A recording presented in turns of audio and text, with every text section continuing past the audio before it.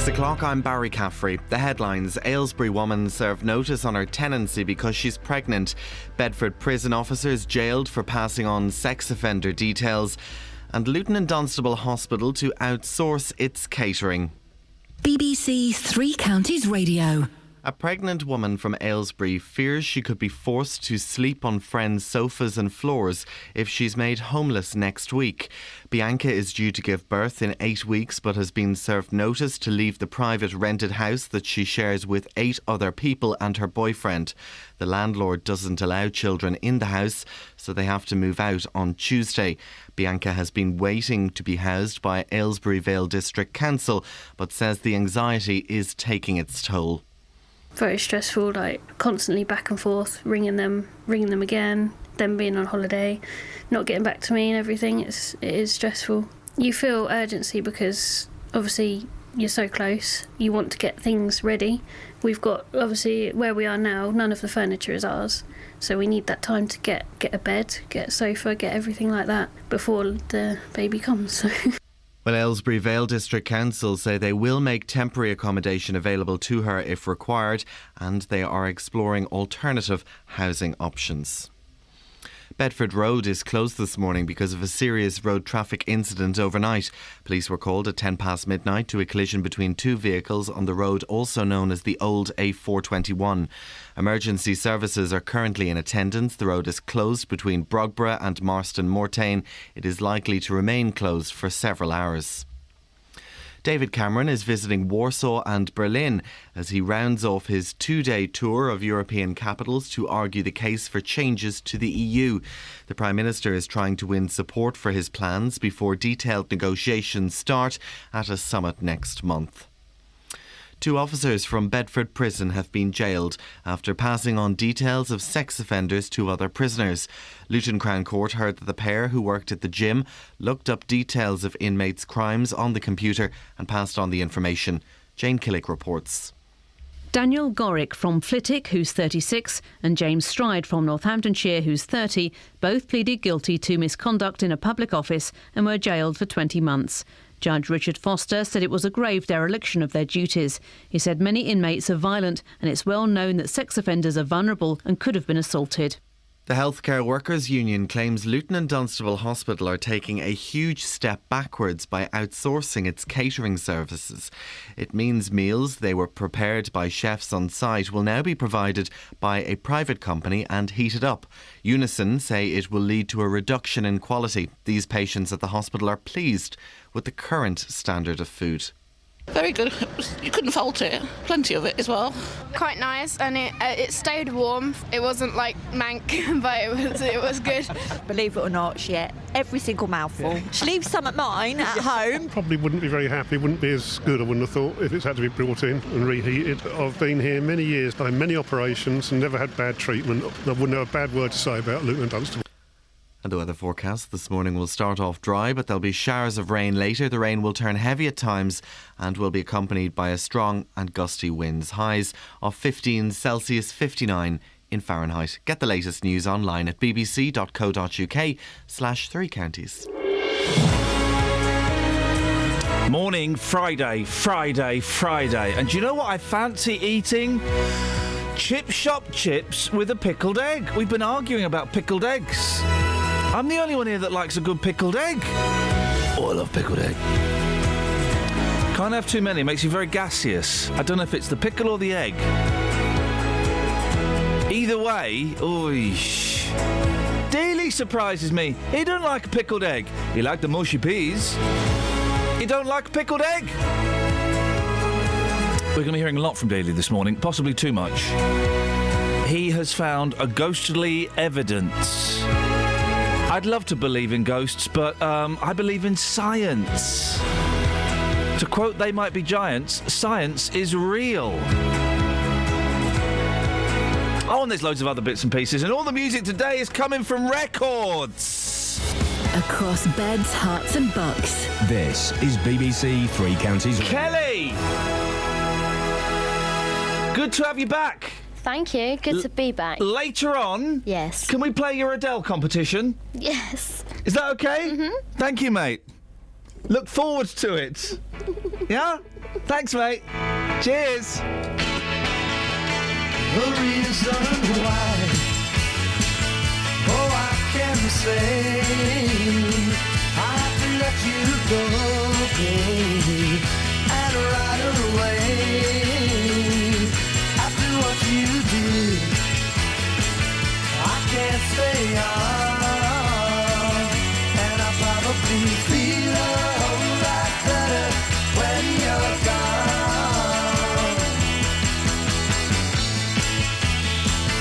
Baby, for a long time, you had me believe that your love was all mine, and that's the way it would be.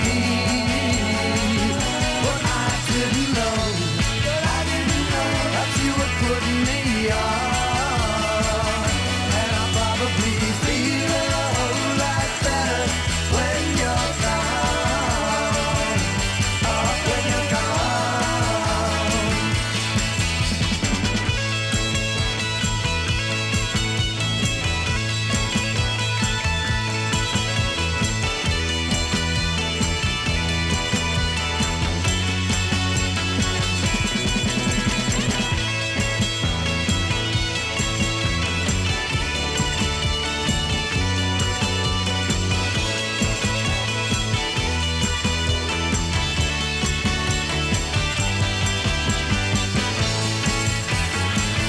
Now I've got to say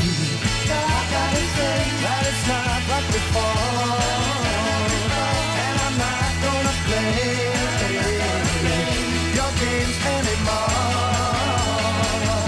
After what you did, I can't stay on, and I probably feel a whole lot better when you're gone.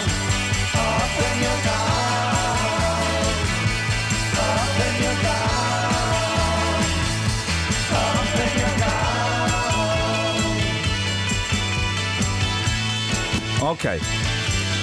So, I've just tweeted the picture of I hadn't seen it in that much detail. There is... Where did we get this photo from, Catherine? Which photo? The photo of the Ev, the ghostly Ev. Oh, it was in one of the local papers. Right, OK. But I think this has been given to us by the actual participant. OK, so Justin Dealey, at Iain Lee, we've both tweeted the photo of a woman lying on a sofa, and there is a spectral presence nearby. So Justin's going to investigate that.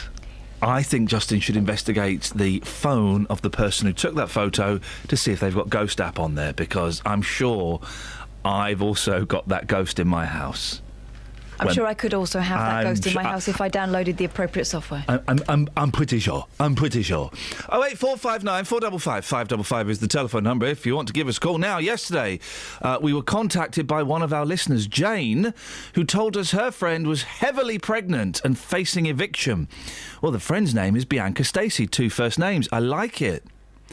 She and her partner have been told their tenancy won't be renewed as children aren't allowed in the house they currently share with 8 other people.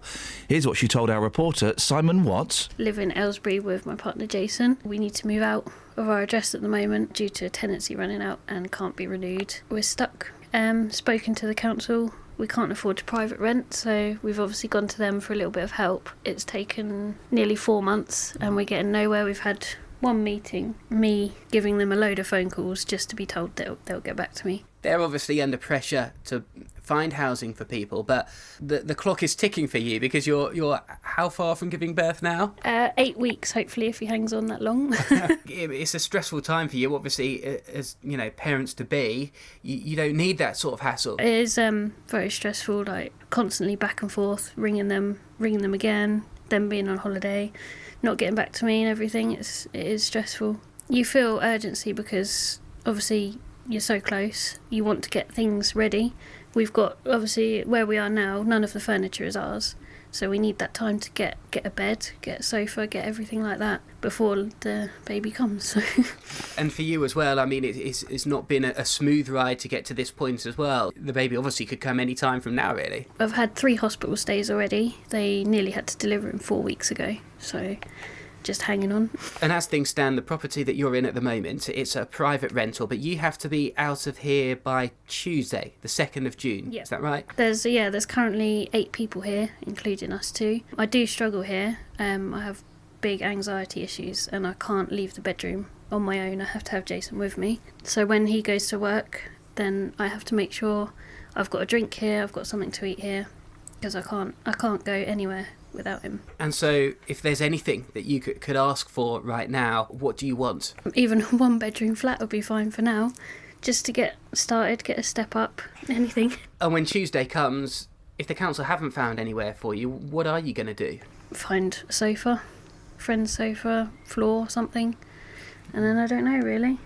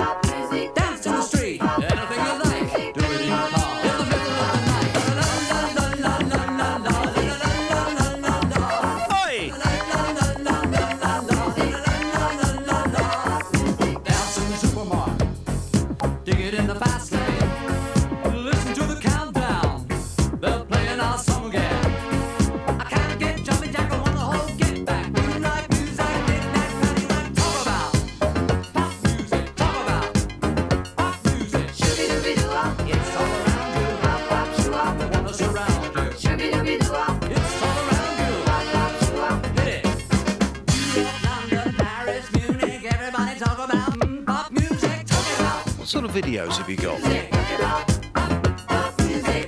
Oh, fish fingers. That's old news.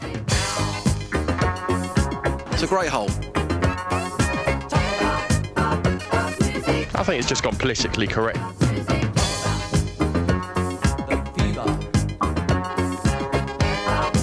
You know who my new hero is? You know the guy that I look up to? It's a guy, Kelly Bet, so it's not you. Well, you wouldn't look up to her anyway. Who I couldn't look up to her unless I'd fallen down a well. And I was standing on a chair. Yes! That's it, yes! The guy I look up to more than any guy in the world, he's got beautiful women. Ron Jeremy. He's got loads of money. Stringy. And he's got balls the size of I'm thinking of a big thing. I've just said that. I'm not sort of aware that's going to. He's got balls the size of Luton. Oh. Ladies and gentlemen, I give you the one, the only Mr. Sepp Blatter. He's a legend, isn't he? He doesn't give a stuff. He's a chancer. He's had it. The chance is paying a chance in a million. This morning, guys, down the rabbit hole. Welcome. Only till 7 o'clock. Then we come out and we do a proper show for the boring people. You guys are the real people that we do this for. The last 2 hours is contractual. This is what it's all about. Hang on, some of the boring people listen again. This morning, and we can get Daly out on this, I want to celebrate the first hour of the show. I want to celebrate the magic. Hats off to, let's all salute Sepp Blatter. Even his name is just like random letters. It's like someone got some Scrabble tiles, tossed them in the air and went, Sepp Blatter. That's what we'll call the baby. He's a legend, isn't he? Have you seen the hottie? He's with a hottie. All of his white. I mean, look at that. Look at that. That's his girlfriend. She's got red fishnets on. She's got red fishies on. That's his girlfriend. That's the coolest thing ever. Every man's dream is a brassy, chunky woman with red fishies on. And she's got them. And he's got them. This morning, guys, we are celebrating, and I want Dealey out on this because this is going to be the easiest Fox this guy's ever done. Today, we are celebrating the legend, the player, Mr. Sepp Blatter. Travel news for beds, cards and bugs. BBC Three Counties Radio. In Brogborough on Bedford Road, that's the old A421, that's been closed in both directions between Highfield Crescent at Brogborough and Beancroft Road at Marston Mortain because of a lorry fire. In Milton Keynes, it's still looking quiet on the speed sensors, but Standing Way at the Kingston roundabout has roadwork, so expect delays there. And in High Wycombe on Easton Street, there's resurfacing work going on at the High Street, so expect delays there as well when it starts to get busier. No problems reported so far on the motorways. The M25 looks like it's moving fine. And on the trains, no reports of any problems, but on the Underground, the Victoria line has severe delays because of a problem earlier on at Brixton. Yeah, I know you can. Sorry, Okay. Samantha. Catherine spoke to me. I've got my microphone's open. I know it's open. I can hear you typing. Yeah, I know you can. That's what she said. too. I know you can. I'm sending a tweet to Sepp Blatter asking him to come on the show this morning. Sammy, what would you like to? What we're going to do is we're going to record all of the tributes to Sepp Blatter. He's having a tough time, and we're going to send them to him. So, what would you like to say to Sepp Blatter? Do you like custard? Custard. I mean, really, what the?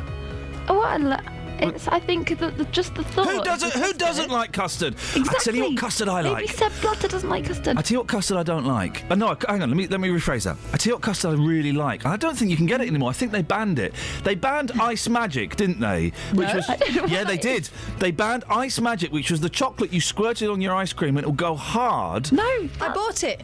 Is it called Ice Magic now? Yeah. They call it Monster Crackling Chocolate. Right. Well, I'm sure. Ice Magic they banned because it was carcinogenic. What? Or they changed the ingredient. Well, maybe they changed the ingredient. They changed the ingredient. Anyway, that's not what I'm talking. That's not what we're here to talk about today, Samantha. Yeah, the custard that I think they. Custard. Sorry. That's not custard. No, I know it's not custard. I'm getting to the custard bit. Oh, you're so frustrating. the custard that I think they've banned, and you'll be able to tell me if I'm right or wrong on this, dear listener, because it's carcinogenic. Chocolate custard. What? Didn't they ban chocolate custard because it killed babies No. or something? You telling me my mum was lying to me then when we stopped getting chocolate custard? Sammy? I've never had chocolate custard. Oh, it's a dirty, dirty pleasure. Chocolate. I was told they banned chocolate custard because it killed people. Did she also tell you that the ice cream man only plays a tune when he's run out? Oh, Mum! Flippin' heck. Now we're late for the news for her as well. 6:18. These are your news headlines on Friday. A pregnant woman from Aylesbury fears she could be forced to sleep on friends' sofas and floors if she's made homeless next week. And David Cameron is visiting Poland. I only want to help you, Poland, and Germany as part of his tour of Europe to argue the case for changes to the EU. Detailed negotiations are due to begin next month. He's on a jolly. BBC Three Counties Radio.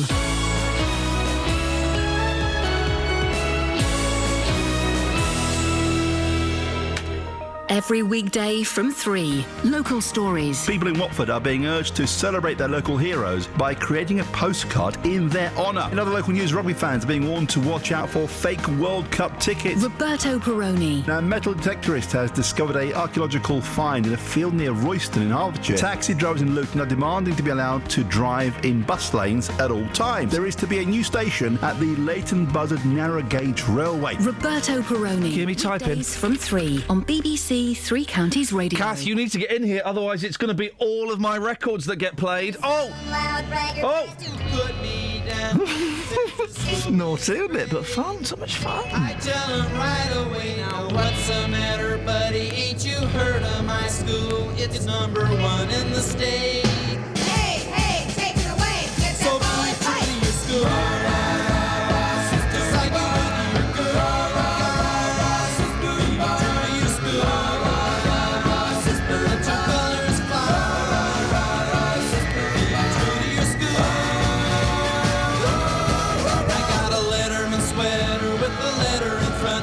For football and track, I'm proud to wear it now when I cruise around the other parts of the town. I got my decal and bag, so be true to your school, just like you would to your girl.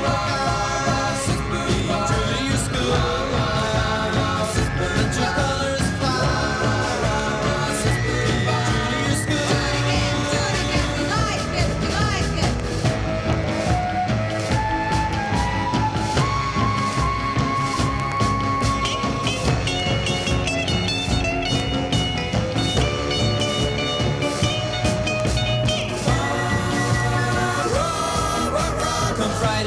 Jacked up on the football game and I'll be ready to fight. We're gonna smash it now, my girl will be working on her pom-poms now and she'll be yelling tonight. So be true to your school, just like you would to your girl. Be true to your school, let your colors fly. Be true to your school. Push it back, push it back.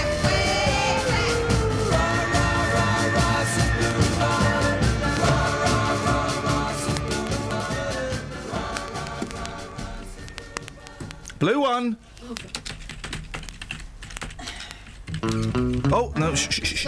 I'm seeing the Beach Boys on Sunday, Just. I know you are, boss. Incredible. Got the meet and greet package, 150 quid extra. Yeah. Can't do the meet and greet, mate. I'm working. Whoa. Brother, what's that laugh for? You know why I'm laughing? Because you got something tucked up your sleeve, so that meet and greet doesn't matter anymore. Yeah, I'm hoping that might be happening Sunday. I don't know if it's definitely on, but we'll see. But the meet and greet, you get to go to a sound check, and you get to be part of a Q&A, and you get a signed, laminated backstage pass. See, a lot of people say you're an absolute idiot for paying £150. Sorry? But if you're a big fan, and that means a lot to you, who is anybody to say, well, that's a waste of money? I think it's good. I think that's good money. Yeah. I think it's good money. I love the Beach Boys. They're not going to be around forever. Let's be honest. Sorry, I'm just tweeting Sepp Blatter. Can you take that to the streets, Shush? I've already taken it to the streets. He's a geezer, isn't he? He is. John, a moment ago, I said to him, John, I said, Sepp Blatter, we are celebrating him today. He went, what, that idiot? I said, no, hang on a second. Look at this lady in fishies, okay? He's got loads of money, and he's just carrying on regardless. And he went, oh, yeah. See your point. Legend. He's legend. Him, Berlusconi, you appreciate that, do you? Player. He is an absolute player. He's a legend, isn't he? He's an absolute something. And he just, you know what? Let's be honest. He's probably taken a few quid here and there. Who hasn't? Who wouldn't? If someone came up, what? That's not been proven. Yeah, well, that's what I'm saying. Probably. Probably is the word you can say, and it gets you out of if it went to court. No, allegedly. Oh, blimey! And even that doesn't work. Anyway, let's celebrate in this hour. 08459 455 555. We're going to big up the big man. Seb. In fact, you know what? I might go home after the show today, impregnate my wife. We'll probably have another boy, because I think I've got a lot of male testosterone in me, and call it Sep. Oh, do you know what? You are an absolute legend as well. Fair play to you. Really impressive stuff. Thank you, mate. Thank you so much. Hospital food Catherine? I think I might be growing. Weary of this rubbish. Me too. So are the listeners, judging by the figures. Hospital food, Catherine, I don't know if you know, it's often ridiculed. I've only tasted it. Well, I barely tasted it. They didn't give me a fork. But the meals, did they not? I had a broken arm. They gave me a plate of bacon. You can pick that up, though. I couldn't cut it. You don't need to cut it. Cut it with your teeth. Well, it's meat, isn't it? I shouldn't have to eat with my fingers. I'm not Henry VIII. Although the beard and the gout would say otherwise. But the meal served up at the Luton. This is a serious story. It is, yeah. Come on, This was a serious matter. The meal served up at the... What are you in hospital for? I broke my arm there to operate on it. No, I didn't operate on broken arms. They do if you've fallen off a person. I fell down the stairs. I was let out the same day. Why were you riding a person? I wasn't riding them. I was standing on her. Player! Gymnast. It's a funny name. That was my nickname at school. But the meals served up at the Luton and Dunstable Hospital have been rated amongst the best in the country, which is why Unison members have concerns about plans to outsource its food services so there'd be no on-site chefs anymore. Bothered? More. Justin, you've been getting the word on the wards from public land outside the hospital precinct. He knows the rules. We don't... Yeah. What have people been saying to you, Just? Well, normally, when you go outside a hospital and you ask about hospital food, everyone says, oh, it's disgusting, I've had food smuggled in for me, I can't bear it anymore. Not at the L&D.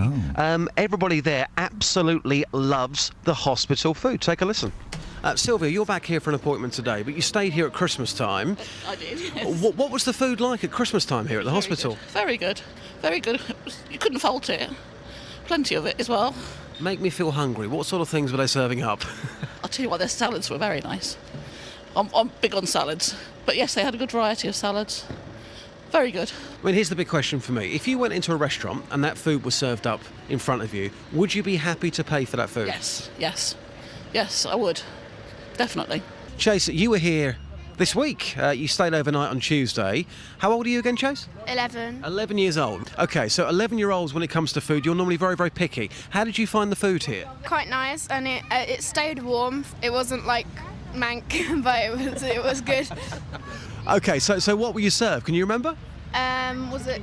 Yeah, chicken curry, and there was ice cream and then fruit. So seriously, you genuinely enjoyed eating that meal, a hospital meal? Yeah, it was nice. And your mum's here as well. That's quite rare for an 11-year-old kid to go into hospital and enjoy the food, isn't it? I totally agree with you, yes it is, but believe it or not, she ate every single mouthful.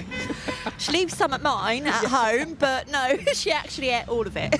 Michael, what sort of food have they served you here?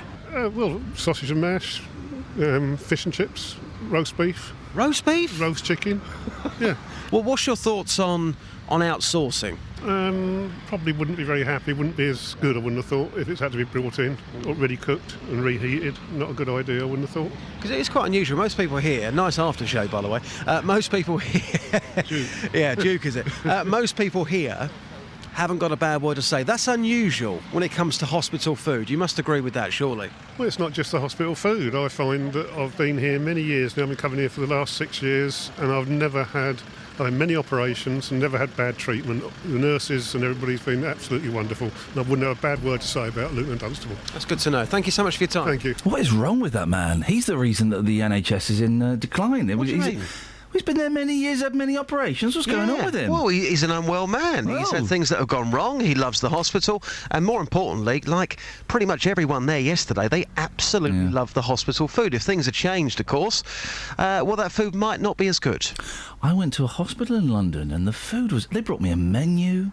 The food... I was only there for a day to have some tests and the food was amazeballs. But my gran, when she was in hospital in Southport, was given a menu as well, and the things that were brought as a result of her orders were nothing to do with... I mean, it said it was like beef casserole, it was beef slop. With the greatest of respects, how old was your gran at the time? She's 90. So it didn't really matter, did it? Well, yeah. Gosh. Old people need to eat too. In fact, maybe more important that they do. Well, I mean, you say that, Catherine, but I mean, also, she's not going to remember that meal with respect. She wouldn't remember that meal in 10 years' time. If I have a good meal today, I'll remember that in 10 years' time. Okay, Grant. Okay. I hope you're listening. Apparently you don't matter. Just saying. She's probably still going to be around in 10 years' time. But she won't remember And that I'll meal. ask her. All right, And do. she will. All right. And you'll be wrong. I'll see you in 2025, and we'll get your nan in live, because we'll both still be here. Flippin' heck. Dealey? Yeah. Speak to you before 7. Yeah, thanks, I boss. want to celebrate Sep. Yep. I want to big up the Blat. Yep. And also, I've got a great What's the Story Morning Glory for you. I'm looking forward to it Speak already. to you in a bit. Ta-ta. Thank you. Travel news for beds, cards and bugs. BBC Three Counties Radio. In Brogborough on Bedford Road, that's the old A421. That's been closed in both directions between Highfield Crescent at Brogborough and Beancroft Road at Marston Mortain because of a lorry fire that happened in the night. In Bishop Stortford on the A120 Bishop Stortford bypasses, temporary traffic lights for roadworks between the M11 Junction 8 for the Birchanger services and Stansted Road, so that could cause some delays later on. And on the M25, it's starting to get busier at Junction 19 for the A41 for Watford. On the trains, there's no reports of any problems on the departure board, but if you're using the Victoria line in London on London Underground, that's got minor delays now because of a problem earlier on at Brixton. Samantha Bruff, BBC Three Counties Radio. Across beds, hearts and bugs. This is BBC Three Counties Radio.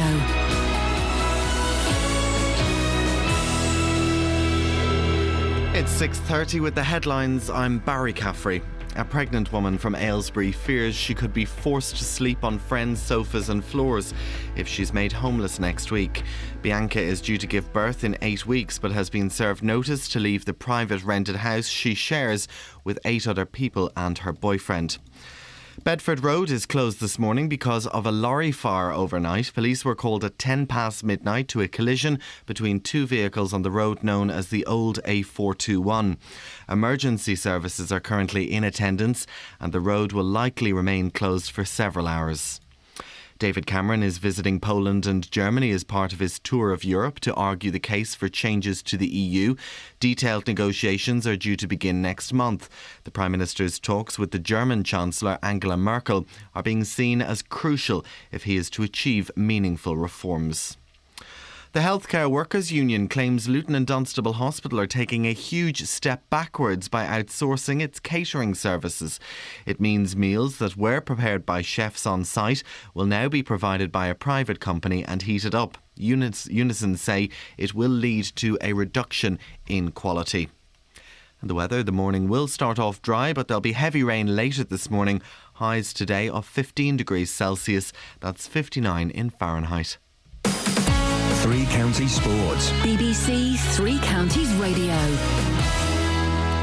Sepp Blatter will find out his fate today when FIFA vote for their next president. He's standing against Prince Ali bin Al Hussein of Jordan. Blatter has come under increasing pressure over the last 48 hours following the arrest of several senior FIFA officials on corruption charges. He maintains he is not responsible and has refused a request from UEFA chief Michel Platini to stand down. Our sports news correspondent Richard Conway has more. This vote has taken on a new significance following dawn raids by police, which saw 7 FIFA officials arrested over bribery and corruption claims. FIFA is in the midst of the worst crisis in its long history, with even its president, Sepp Blatter, admitting these are unprecedented and difficult times for the governing body. His election rival is Prince Ali of Jordan, who is backed by European football associations. But Mr. Blatter will not leave FIFA without a fight and insists he cannot be held responsible for the alleged criminal actions of others. Cricket and a series win against New Zealand would be the perfect welcome for New England coach Trevor Bayliss. That's according to captain Alistair Cook. The second test begins today.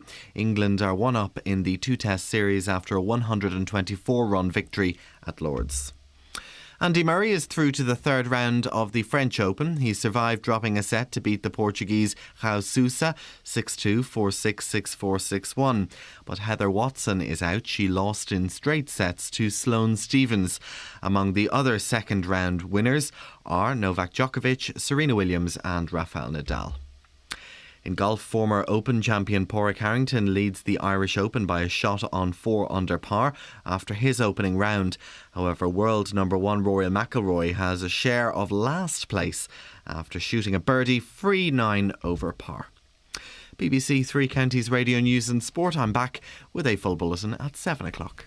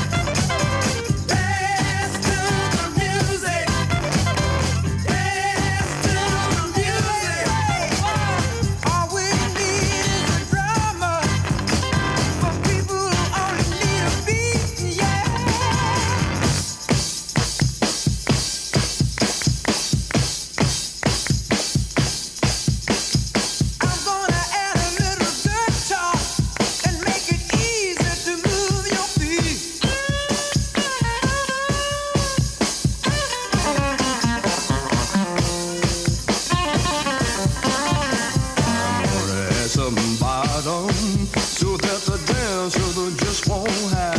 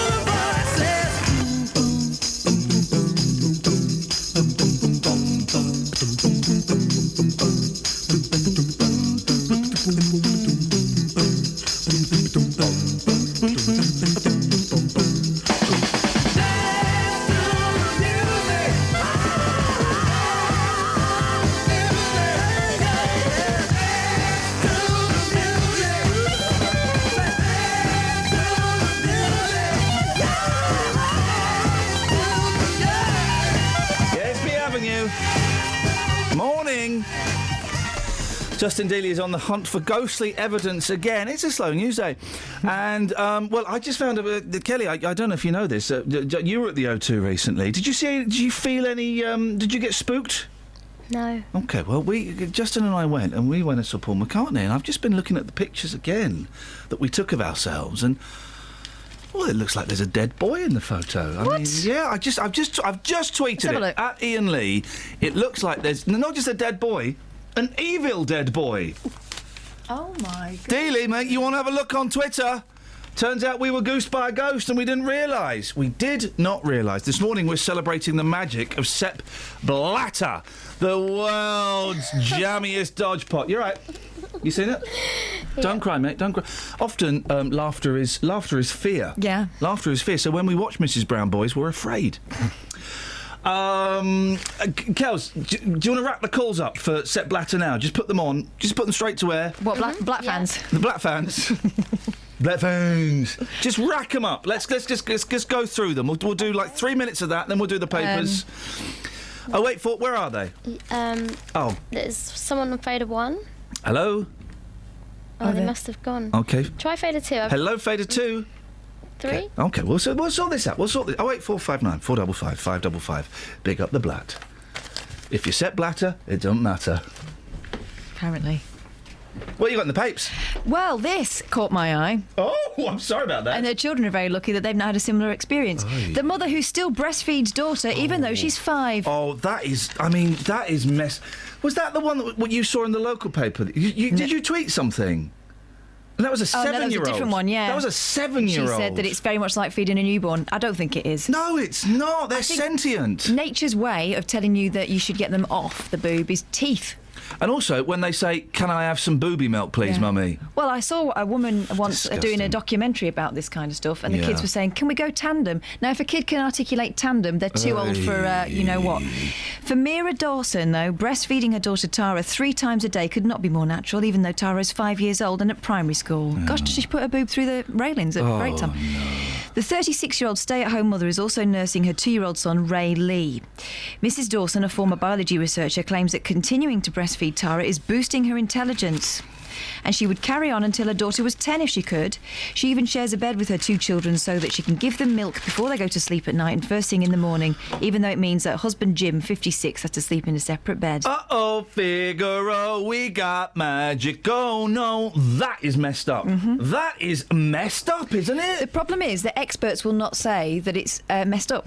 Experts back her approach, saying that there is no reason for her to stop passing on the nutritional and every health reason for her to stop. Right, pump it off. If you want to give it to them, pump it off. Even though that's weird, it's still not quite as weird as letting them latch onto your boobie. They are 5, and there'll be some mums going, "Oh, it's Ma, you can't tell me what." Yeah, do you know what? Yeah, I can. I can tell you that's weird. That's weird, and that is messed up. Do you know what I'm uncomfortable with? The idea that the husband is sleeping in a different room while the children are sleeping either side. Apparently, they never cry now. I don't think they don't get a chance. Something gets shoved in their mouth. But the thing is, she's replacing that relationship with her husband with the children. She's becoming, something different. I think it's a very dangerous game to play. It's called covert abuse, guys. There's books on it. Hey, so there's pictures of the amazing moment a woman meets the man who's been given her dead brother's... What is it? Face. Yeah. Could have been so much worse. And there's a picture of the woman, Rebecca Avasano, touching Mr. Norris. I don't know. His face. His face, right. He looks a lot like Louis Theroux. He's in a very weird pose. Now, the thing is, this is the question I was asking you earlier on. I hope it's not. No, I'm going to phrase it slightly. I'm going to take it out of the bedroom. Okay. Okay, I'm going to take this out of the bedroom, Kelly. You right? Sorry, what? I'm editing Justin's audio. It's good to have you back. Thanks, Mum. Mum?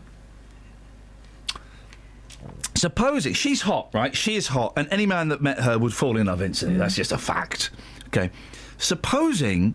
Right, the face to one side for the moment, which I think he can do, actually. Keeps it in a box overnight. Supposing she falls in love... No. ...with Mr. Norris.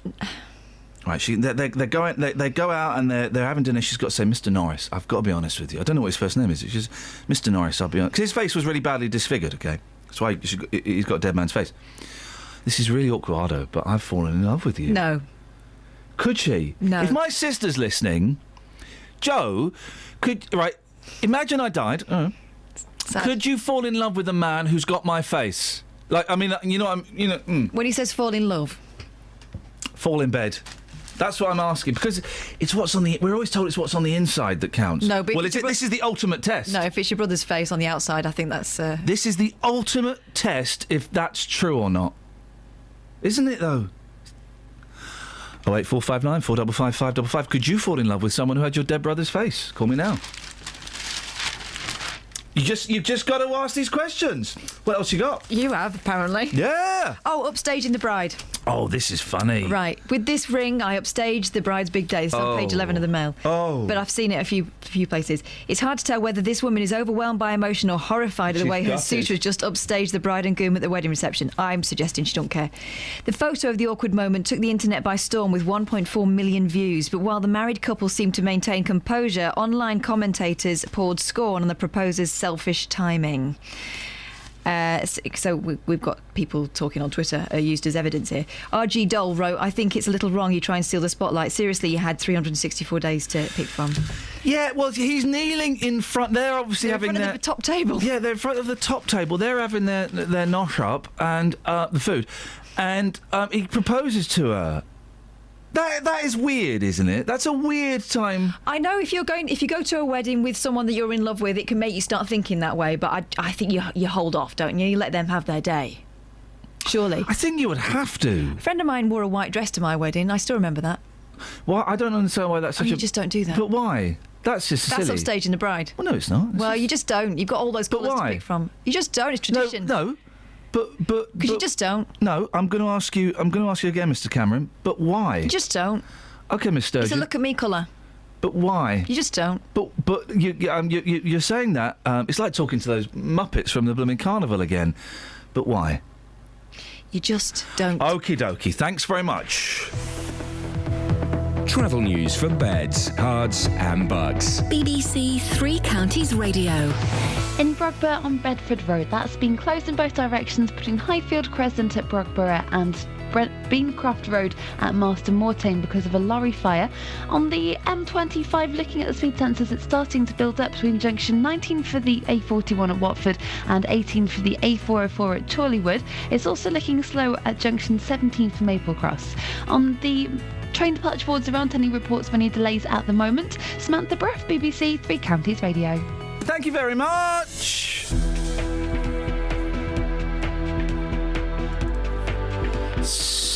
6:45, Friday, the 29th of May. I'm Iain Lee. These are your headlines on BBC Three Counties Radio. A pregnant woman from Aylesbury is worried about becoming homeless after her landlord doesn't allow children in his properties.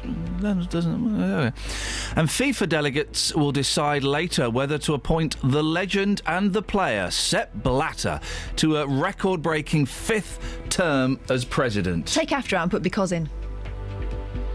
FIFA delegates will later... No. Hang on. OK, FIFA delegates will decide because... I don't understand what you're saying to me. What? Hang on. What? FIFA delegates... No, the other story. What other story? The one about the pregnant... All right. A pregnant woman, because Aylesbury is worried. No. What are you trying to say to me? Instead of putting after in, a pregnant woman from Aylesbury is worried about becoming homeless because her landlord doesn't allow children in his properties. That's what it says. You said after he doesn't. Did you put that in? I didn't say... Right, stop the clock! Stop going a cappello. I know, I'll put my trousers on in a minute. Kelly? Yes. Can you pull the news off? Yeah. From about... how long ago did I say that? Just now. A second. Someone changed it already. Well, I didn't say after. Yeah, you did. Well, if I said it... Right. Get Caffrey on the line. What the hell is going on here? This is outrageous! Yeah? Oh, it is! Modified... Well, I don't know what's going on. Elizabeth! Hello. I don't know what's going on. Oh, no, neither do I. It said after. It said right. Pay attention. Right. Let's have the Wev. Beds, hearts and bucks weather. BBC Three Counties Radio.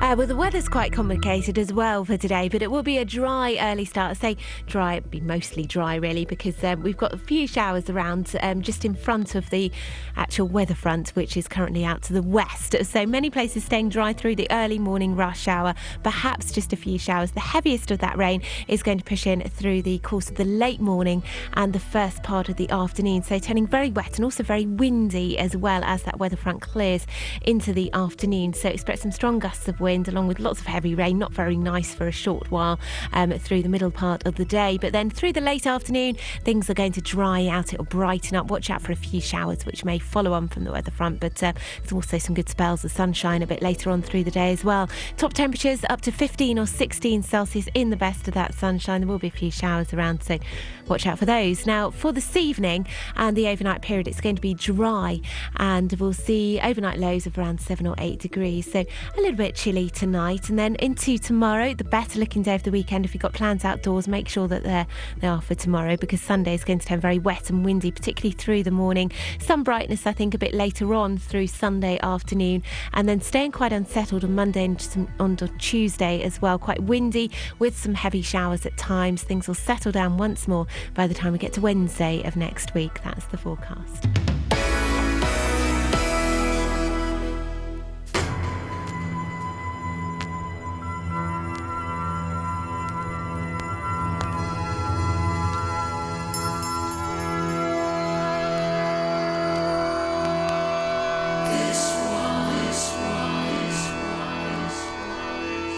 Did I ever take you in my arms, look you in the eye, tell you that I do?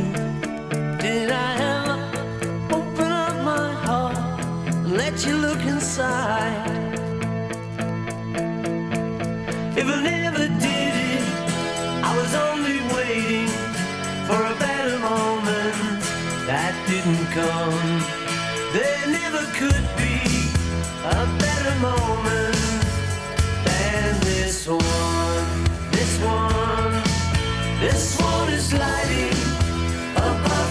ocean. A god is riding upon his back.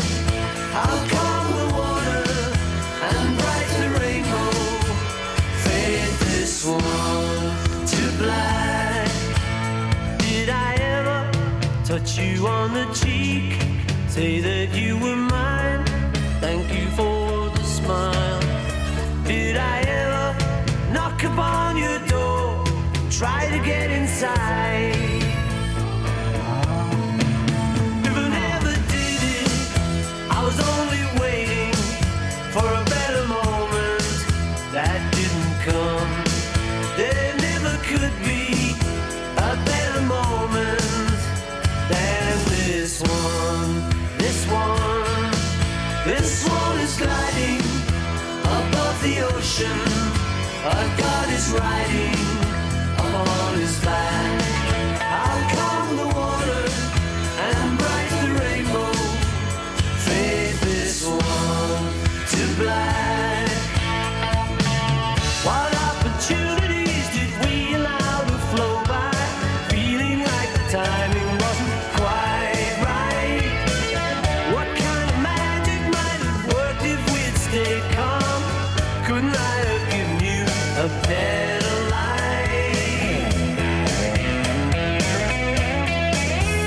Did you ever take me in your arms, look me in the eye, and tell me that you do? Did I ever open up my heart, let you look inside? If I never did it, I was only waiting for a better moment that didn't come. There never could be a better moment than this one.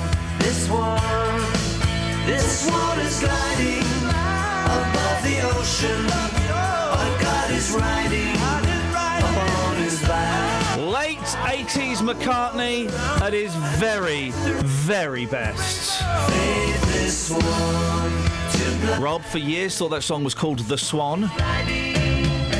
Thank you, Rob. Didn't play this, did he, Dealey? He didn't know. Didn't play Spies. I was waiting for Spies Like Us. Maybe he did that in the encore. Possibly. Maybe he came out and did it in the encore. And no frog chorus. No frog. Well, I've got the frog chorus here on single, right? Because I nicked it from downstairs. The B-side to the frog chorus. Oh, where is it? Hang on a second. There's an interesting B-side to the frog chorus, Justin. Hang on a second. That was one of the first singles I ever bought. The frog chorus? Yeah. You and loads of other kids. It was a massive hit, and everyone sneers at it now. We played it about a year ago on the show, and actually, it's brilliant. Yeah. And everyone sneers at it. The frog. Okay, you try writing a song that sells, I don't know, 10 million copies around the world. You try to go on. You do it. I used to love that video. It's brilliant. Yeah, fantastic. Listen to. Right, hang on a second. Bom bom bom. Aye aye. Bom bom bom. Have you ever heard it? Yes. Right, so the B-side of the frog chorus is We All Stand Together. Oh, do you know the what? humming version. Yes. The humming version. Oh, the memories. Hang on, let's get some humming memories. Be with you in a second, very special guest.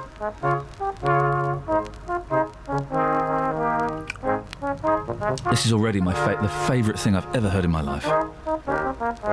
Oi! This is what the old days sounded like. Did up north. Yeah. Oi! It's very magical, isn't it? It's a bit boring as well. We've got a special guest on line one. Good morning. We'll have it playing underneath. Good morning, line one.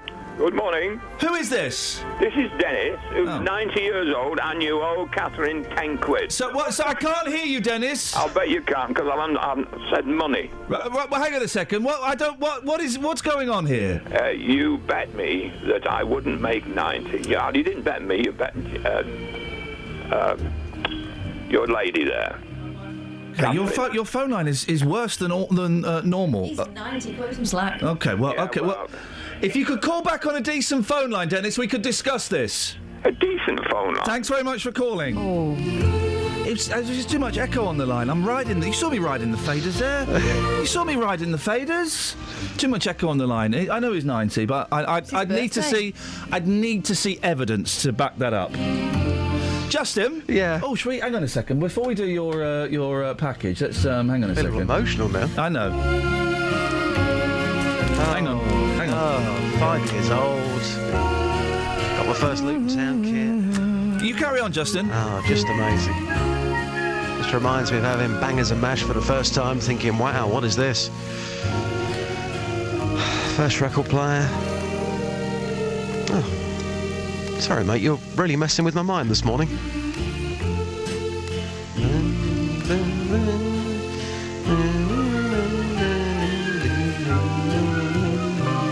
You okay, Just? Yeah, Back in the room, fine. back Just in the room. hanging in there. We've got time for one of these. It's a good one. Clean and pure filth. Clean and pure filth. No, hang on a minute, I got that wrong. Hang on. Clean, add, pure filth. Clean, add, pure filth. Justin. I'm going to go with, for this one, and it could be scientific, I'm going to go with a new range of underpants for men, which is coming out. Have you got that from Clean Add Pure Filth? Well, because they could be clean and you're adding something, but that something can be carried away in maybe a bag or something. OK, you're miles off the mark. Kelly Betts, Clean Add Pure Filth. Adele, Clean Add Pure Filth. It's good to have you back. Thanks. So it's an advert for like a cleaning product, but it actually... Yeah, don't try too hard. It actually just makes your clothes smell really bad. Catherine, Clean Add Pure Filth. It's a good one, this. It's a good one. Is it something to do... And this is not the way I'd refer to the police, but some people do. OK, interesting. Yeah, I like your style. Is it something to do with the filth, the fuzz? An OAP has left a series of cheeky adverts in newsagents' windows seeking a naked cleaner. Oh.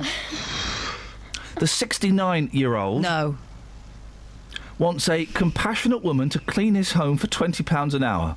When he talks about his home, does he mean...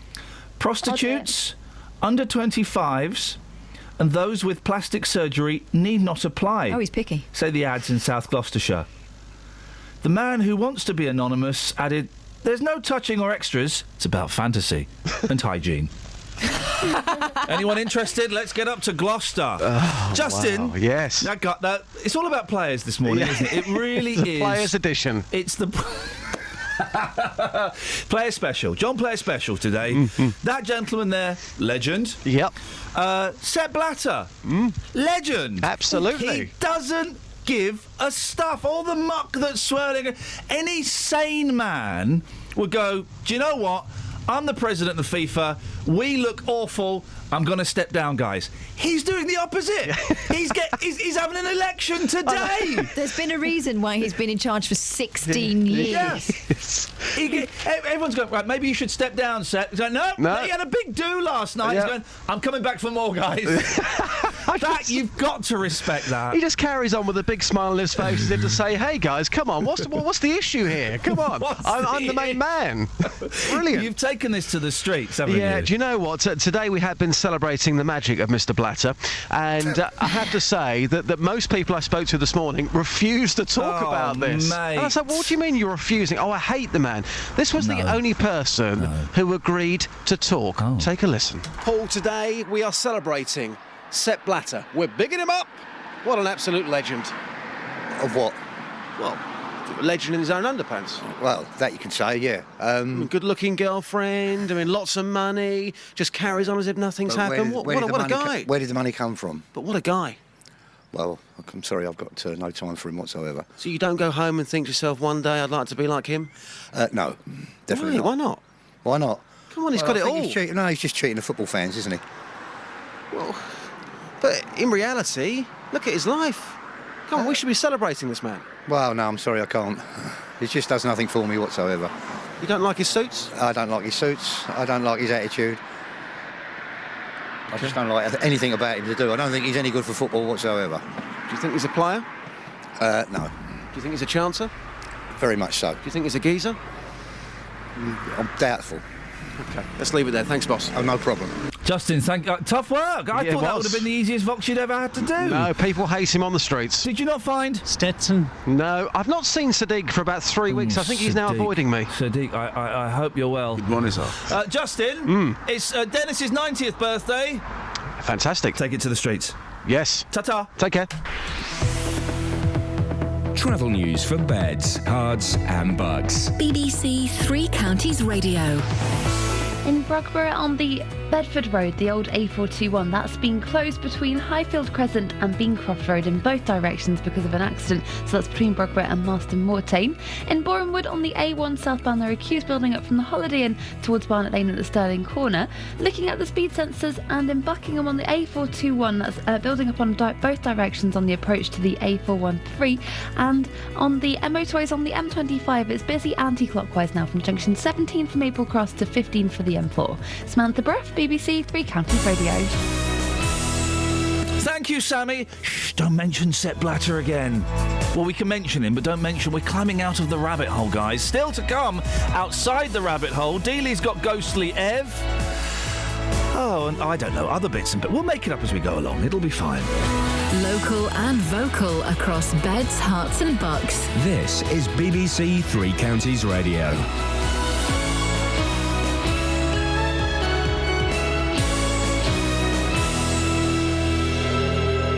It's 7 o'clock. I'm Barry Caffrey. The headlines: Aylesbury woman served notice on her tenancy because she's pregnant. Bedford prison officers jailed for passing on sex offender details to other inmates. And L&D Hospital to outsource its catering. BBC Three Counties Radio. A pregnant woman from Aylesbury fears she could be forced to sleep on friends' sofas and floors if she's made homeless next week. Bianca is due to give birth in 8 weeks but has been served notice to leave the private rented house that she shares with her boyfriend and 8 other people. The landlord doesn't allow children in the house, so they have to move out on Tuesday. Bianca has been waiting to be housed by Aylesbury Vale District Council but says the anxiety is taking its toll. Very stressful, constantly back and forth, ringing them again, them being on holiday, not getting back to me and everything. It is stressful. You feel urgency because obviously you're so close. You want to get things ready. We've got, obviously, where we are now, none of the furniture is ours. So we need that time to get a bed, get a sofa, get everything like that before the baby comes. Aylesbury Vale District Council say they will make temporary accommodation available to her if required, and they are exploring alternative housing options. David Cameron is visiting Warsaw and Berlin as he rounds off his 2-day tour of European capitals to argue the case for changes to the European Union. The Prime Minister is trying to win support for his plans before detailed negotiations start at a summit next month. Bedford Road is closed this morning because of a lorry fire overnight. Police were called at 10 past midnight to a collision between 2 vehicles on the road known as the old A421. Emergency services are currently in attendance and the road will likely remain closed for several hours. The government is publishing its plans to outlaw psychoactive drugs, substances designed to mimic the effects of banned drugs. Many so-called legal highs are freely sold in ordinary shops and online. Past moves to ban the drugs have been frustrated by chemists who have changed what's in them to evade the law. The Policing Minister and MP for Hemel Hempstead, Mike Penning, says the ban here has been modelled on the approach adopted overseas. We've worked very closely with other countries to see how it's worked for them. So in the Republic of Ireland in 2010, they did the blanket ban. It is absolutely decimated, thank goodness, these sorts of products that young people were taking, the sale of them and the producing them. And so we can pick up the good things from their legislation and take it forward. 2 officers from Bedford Prison have been jailed after passing on details of sex offenders to other prisoners. Luton Crown Court heard that the pair who worked at the gym looked up details of inmates' crimes on the computer and passed on the information. More from Jane Killick. Daniel Gorick from Flitwick, who's 36, and James Stride from Northamptonshire, who's 30, both pleaded guilty to misconduct in a public office and were jailed for 20 months. Judge Richard Foster said it was a grave dereliction of their duties. He said many inmates are violent and it's well known that sex offenders are vulnerable and could have been assaulted. The Healthcare Workers Union claims Luton and Dunstable Hospital are taking a huge step backwards by outsourcing its catering services. It means meals that were prepared by chefs on site will now be provided by a private company and heated up. Unison say it will lead to a reduction in quality. And the weather, the morning will start off dry, but there'll be showers of rain later. The rain will turn heavy at times and will be accompanied by strong and gusty winds. Highs of 15 degrees Celsius, 59 in Fahrenheit. BBC Three Counties Radio News. I'm back with headlines and a full sports bulletin at 7:30. Morning, Iain Lee, BBC Three Counties Radio. Kelly and Catherine are here.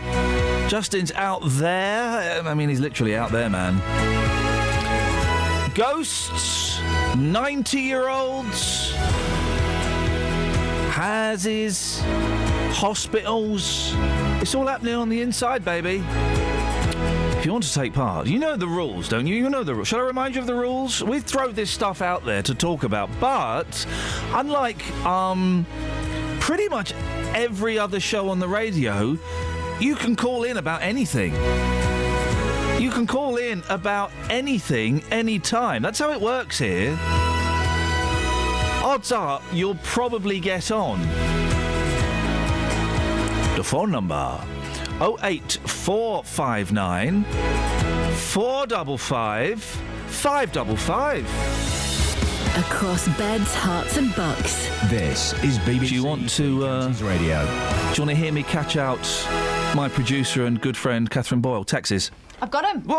Hey, in your face. Well done, mate. We've had a nice text through from Tony. We've had a nice text. I do not believe it. No, we have from Tony. Morning, Tony. Talking about bad spelling. He sent us a picture. I'm going to tweet it in a minute. Yeah. He said, spotted this sign in Addington Way, Luton, outside a Bupa care home. Oh, this is after the square, the Bedford Square. Are those signs still up in Bedford Square? I think so. If you're in Houghton Regis, could you have a little look? The Bedford Square flags where they've spelt square incorrectly. If you remember, we asked Kelly Betts how to spell square. She didn't have a clue. Kelly, spell square! SCU. What? Oh, my God! Ah! So it's not as easy as it would seem. If those flags are still there, then do let us know. 08459 455 555. They should just take them down. They should. They're an embarrassment. Take them down. Take half an hour to get them down. Anyway, sorry, Tony's texted in. Yeah, no parking spelt Parcking. I mean, wow. Do you know what? This is the kind of thing years ago I'd gone, oh, who cares? Actually, I think it's important. You've got to spell these things properly. Look, Catherine's writing a pronunciation. Canal. That's how I would have said it. No, you might have said canal. I know what you're like. Canal. That's how I will say Vicky's name when she comes on. Well, I'm just trying to avoid what could be an embarrassing moment for you. Wouldn't be embarrassing for me. Well, it might. It would be embarrassing for you, but I can say her name. It's not a difficult name. Say it then. Canal. No.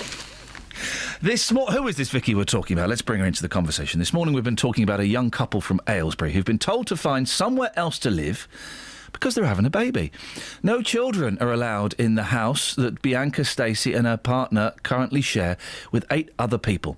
And the district council don't seem to be in any hurry to find an alternative. Well, we're joined by Bianca's friend, the now famous Vicky Cannell, who's on the line. Morning, Vicky. Morning.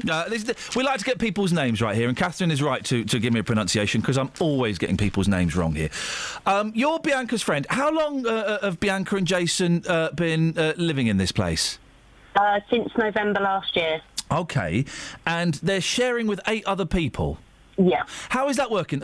Is it? It's been such a long time since I've shared a house. How does that work? They've got their own room and communal kitchen and things. Yeah, basically they have a bed set and they share the kitchen, the lounge area, the bathroom, all the cleaning facilities as well. Okay, and how's it going for them? Generally, up until now, up until the pregnancy, how's it going for them? It's okay for them to live there. I would say it's not suitable for a child to be in that property anyway. There's some slightly undesirable people in there. All right. So, yeah, there are people there that perhaps, if you're grown up and you're okay, but you wouldn't want your kids growing up around them. Yeah, precisely. Okay. The no kids rule. Does that come from the landlord? Yes, it was. I think it was in the tenancy originally, but when Bianca moved in there, she didn't actually know she was pregnant. Ah, okay. So it wasn't an issue. Yeah. when they moved in. Until then, she obviously discovered she was pregnant. Which is, I'm assuming, is brilliant news in one respect.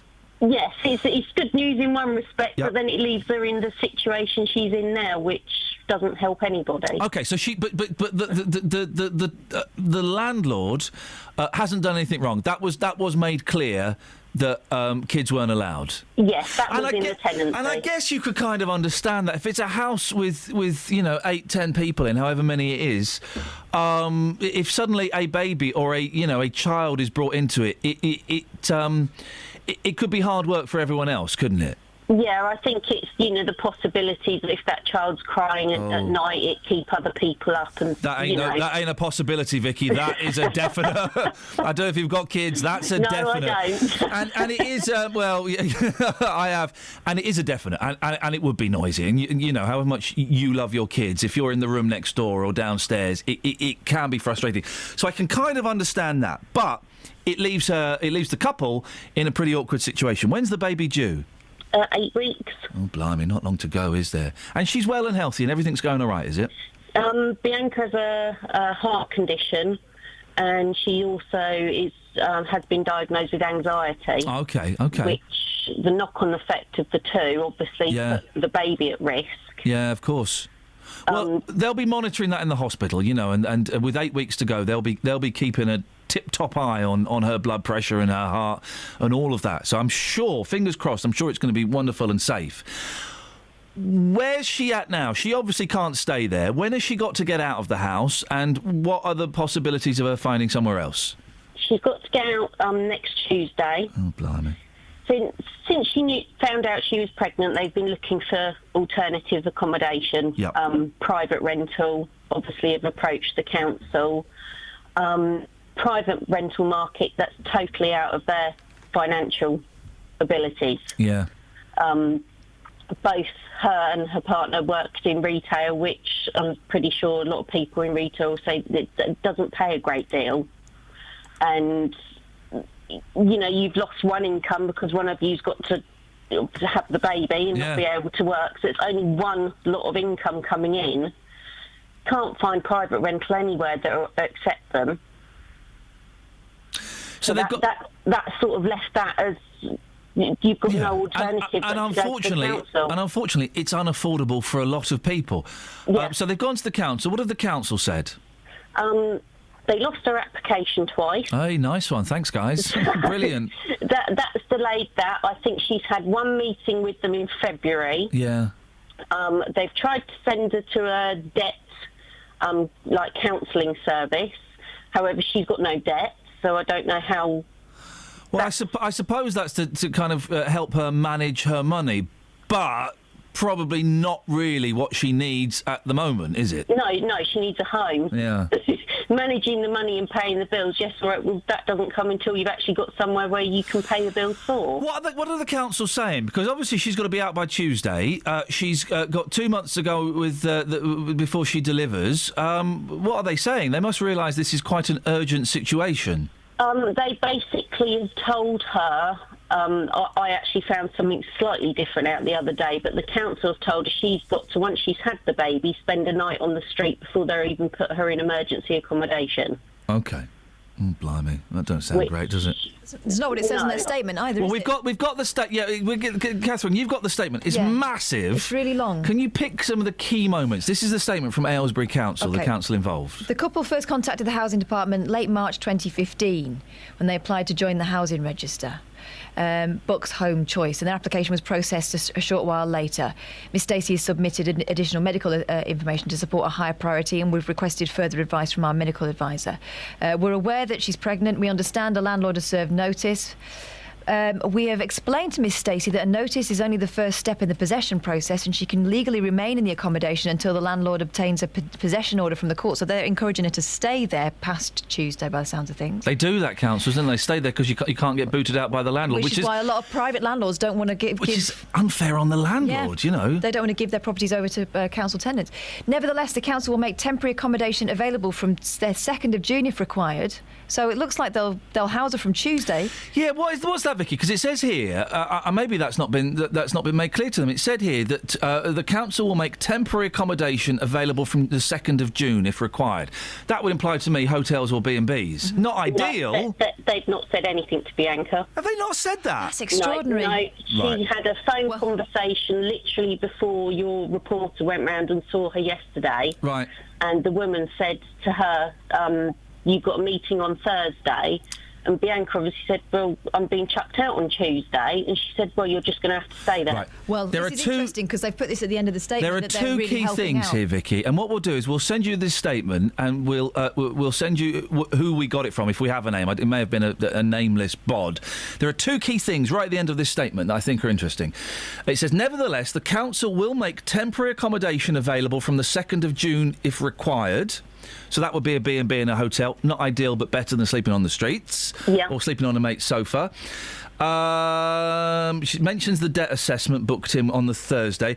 We've also already agreed that we will provide an advanced rental payment if Miss Stacey and Mr Bond are able to secure privately rented accommodation themselves. That's fine, but a lot of privately rented accommodation won't accept people that are on benefits. Yeah, that's the thing, isn't it? That's what makes it tricky. All right, listen, Vicky, I'm going to pass you back to Catherine. Yeah. Okay. Because if they've not been told about the temporary accommodation from the 2nd of June, which is the date they get booted out, well, then they should be. Yeah. And No, we and need to hold the council to that. The other point that they neglected to actually make to you is the fact that if she stays in that accommodation and she gets taken to court by the landlord, Yeah. obviously the landlord will be in his rights and actually will be taken as, she should have been evicted. Yeah. But Bianca will then have to pay all the court fees. It's so weird and because she will get a CCJ. I've heard as well. this so many times that the council are saying to people that are getting booted out of their property, stay there. Stay there. And that's partly because the council don't have enough places to house people. And Vicky, listen, I'm going to pass you back to Catherine. There was one more thing I wanted to raise. Oh, yeah. Vicky, I spoke to Jane yesterday, another friend. She's the one that brought this to us.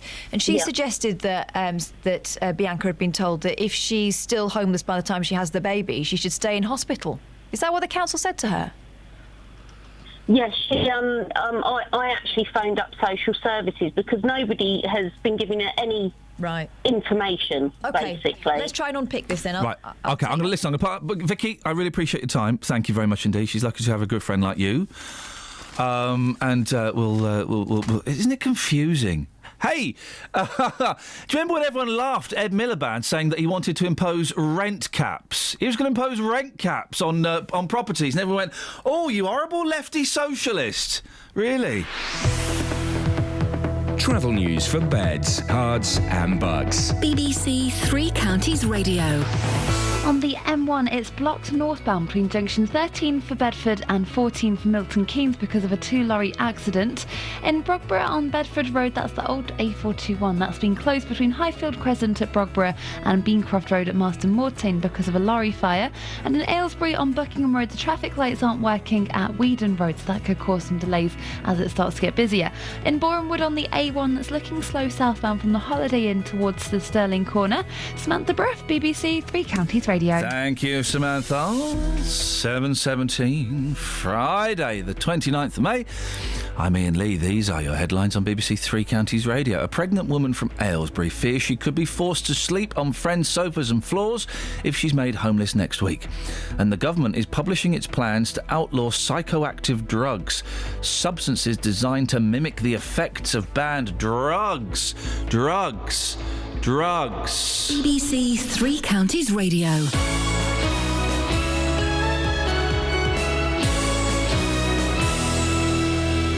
Sometimes in life, things don't always go to plan. It worked perfectly for 2.5, 3 years till 2 days ago. He should refund me £1,900. Which is where we come in. We managed to get them to agree to come back in to the property on an agreed date. The JVS show takes on your consumer problems. I basically lost the whole lot in administration charges. And helps to get to the right solution. I've received a cheque back for £578. Jonathan, I can't thank you enough. I don't know how you do what you do, you and your team. The JVS show, weekdays from 9, here on BBC Three Counties Radio. Call 08459 455 555. BBC Three Counties Radio. We've been saluting Sepp. We've been bigging up the Blatter. He's a player. Well, Sepp Blatter. Sorry, I haven't. Well, you have, mate. No, I haven't. We have. We're all. You have. I listen to tape, mate. Yeah, you have. He's no mate of mine. If you love him so much, why don't you marry him? It's probably your turn. I would love to. Oh, mate, come on. You do like him, don't you? It's people. Yes. Let's talk to each other. Exactly. There's no more fanning. Well, there's plenty. Sepp's on the line. Morning, Sepp. Hello, Mr. Lee. Hello, Sepp Blatter, sir. How are you this morning? I'm very well, and I thank you very much for praising me on the radio. Everybody else seems to hate me, but it's nice to see somebody that actually respects me. You're having a tough time at the moment, Sepp. It's on the front page of The Sun. Give me his head on a blatter. Everyone's out, gunning for you at the moment. How does that feel? Well, you'd think they could come up with something more clever than that, something that didn't rhyme. I don't know why they all hate me. I try and cater for everybody. Yeah. But you are a bit of a player, Sepp. You've got some beautiful women in your life. You're 84 years old. How do you do it? What's the blatter magic? It's just for personality and good looks. Well, it's got nothing to do with the money. Nothing. Yes, a bit touch of the old Blarney Stone, huh? No, well, it is. It's just charm and sophistication, and I read them a bit of poetry. Poetry? Yes, I like to go for poetry. What kind of poetry would you read to a younger woman, Sepp, to get her into your changing room? Should I compare thee to a summer's day? Huh? There art far more wondrous, and you can come and sleep with me if you wear some fishnet stockings. That sort of stuff. Okay, the romantic stuff. Yes, romantic stuff. Well, Sepp, listen, you've got your election today. I'm supposed to be impartial at the BBC, but thumbs up. Good luck, mate. Well, do you reckon you'll win it? Can you pull it off? I'm certain that I'm not much interested in football, but I think I'll win it. Yes, I think you'll win it. Sorry? I'm not much interested in football like you. No. But I can make loads of money, and lots of rich people can get richer. Well, Sepp, I wish you... We all here at BBC Three Counties Radio... No, not me. We all here at BBC Three Counties Radio think you're a player. No, yeah. And we've got a slogan for you. If you're Sepp Blatter, it doesn't matter. Especially if you're Irish. Yes. Well, and we all wish you the very, very best of luck. Thank you very much, Mr. Lee. Thank you, all of you. Thank you, Sepp. Don't thank me. People. Thank you, Sepp. Take care. Thank you. Ta-ta. Bye-bye. Bye-bye. What a nice bloke. He's a poet. And he didn't know it. He never realised. Kath, tell us a story about Stuart Blair. We all got done for throwing a rubber down Stuart Blair's euphonium. Yeah, OK. And you want to judge Sepp Blatter, and that's the kind of abuse you got up to. I'm best placed to do that. Unbelievable. Call 08459 455 555. BBC Now, Radio. Luton and Dunstable Hospital, the food there, well, surprisingly, everyone raves about it. You may have heard Justin speaking to some people earlier on. Everyone's saying, well, the food there is fantastic. That might change because despite meals being rated amongst the best in the country, in hospitals, obviously, Unison is warning that plans to outsource catering there will lead to a drop in standards. Well, Cheryl Godber from Unison joins me now. Morning, Cheryl. Good morning, Iain. So what are these plans and where are we at with them? OK, what the Trust is proposing to do as a package of privatising free lots of staff, catering being one of those lots of staff and services, is to move away from the freshly prepared cooked food to a system known as cooked chill. What that actually means is that food will be cooked elsewhere, probably many, many miles away, chilled and then shipped into the hospital to be preheated and then served up to the patients. And what's your problem with that? Well, we believe it's extremely short-sighted. They've already got an excellent catering service, and we believe to move away from freshly prepared food could be detrimental to patients' health and recovery. it's also a very inflexible way of providing food, as the kitchens and staff, if this goes ahead, will have little say over future menu choices. I suppose, I would imagine, Cheryl, that this is all down to money, isn't it? And that this new way is going to be significantly cheaper. Do we have any figures on how much money they'll save? Well, we did some cost analysis on the business case that we were presented with last year, and our view is that it's more costly to provide what they want to provide in the future than what they currently provide. I mean, let's just think. Why would they do something that's more expensive? That's a very, very good question, and it is a question that we are asking of the trust. Well, how much more is it going to cost to bring in this food than have it cooked on site? I don't have the figures in front of me, but if you think about... It's odd, because you knew you were going to talk about it, and you knew that question would probably come up. The analysis that we've done in terms... Because you've got to remember, this isn't just about catering, it's about two other services that they want to outsource as well. How much more is the catering going to cost to bring in the food rather than cook it on site? Because I don't believe it will cost more. We've not been provided with those figures. Oh, sorry, you just said you had, Cheryl. Figures. We've done analysis on the figures that we had last year. They've now changed the proposals. So slightly misleading to say... group of staff. Right. Slightly misleading to say it's going to be more expensive, isn't it? It's going to be cheaper, isn't it? No, I don't believe it is going to be cheaper. And the Campaign for Better for Hospital Food, who have done extensive research on this kind of stuff within other hospitals, absolutely categorically say it's more expensive to go down the cook-chill process than to provide fresh food on site. It's more expensive to mass-produce food and have it shipped in than it is to cook it fresh on site. That's what the research has shown. I don't believe that. Why would they? I don't understand why they would do that. Well, neither do we, and that's why we're asking the questions. That's why we, along with other trade union colleagues... Have you asked the question how much more it's going to... Have you asked the question how much more it's going to cost? It's one of the questions that we want to ask of the trust. At the moment, we do not have a proper, freshly prepared business case that involves another group of staff other than just catering. Because I agree with you that, of course, there are health benefits for eating fresh food, and you know, that's been proven, but... I don't, Cheryl, with the greatest respect, I don't believe it's going to... And I think maybe you didn't understand the question, but the first answer was slightly misleading. I don't believe it's going to cost more to bring in chilled food. It's kind of, I thought, pretty well established that doing that was cheaper.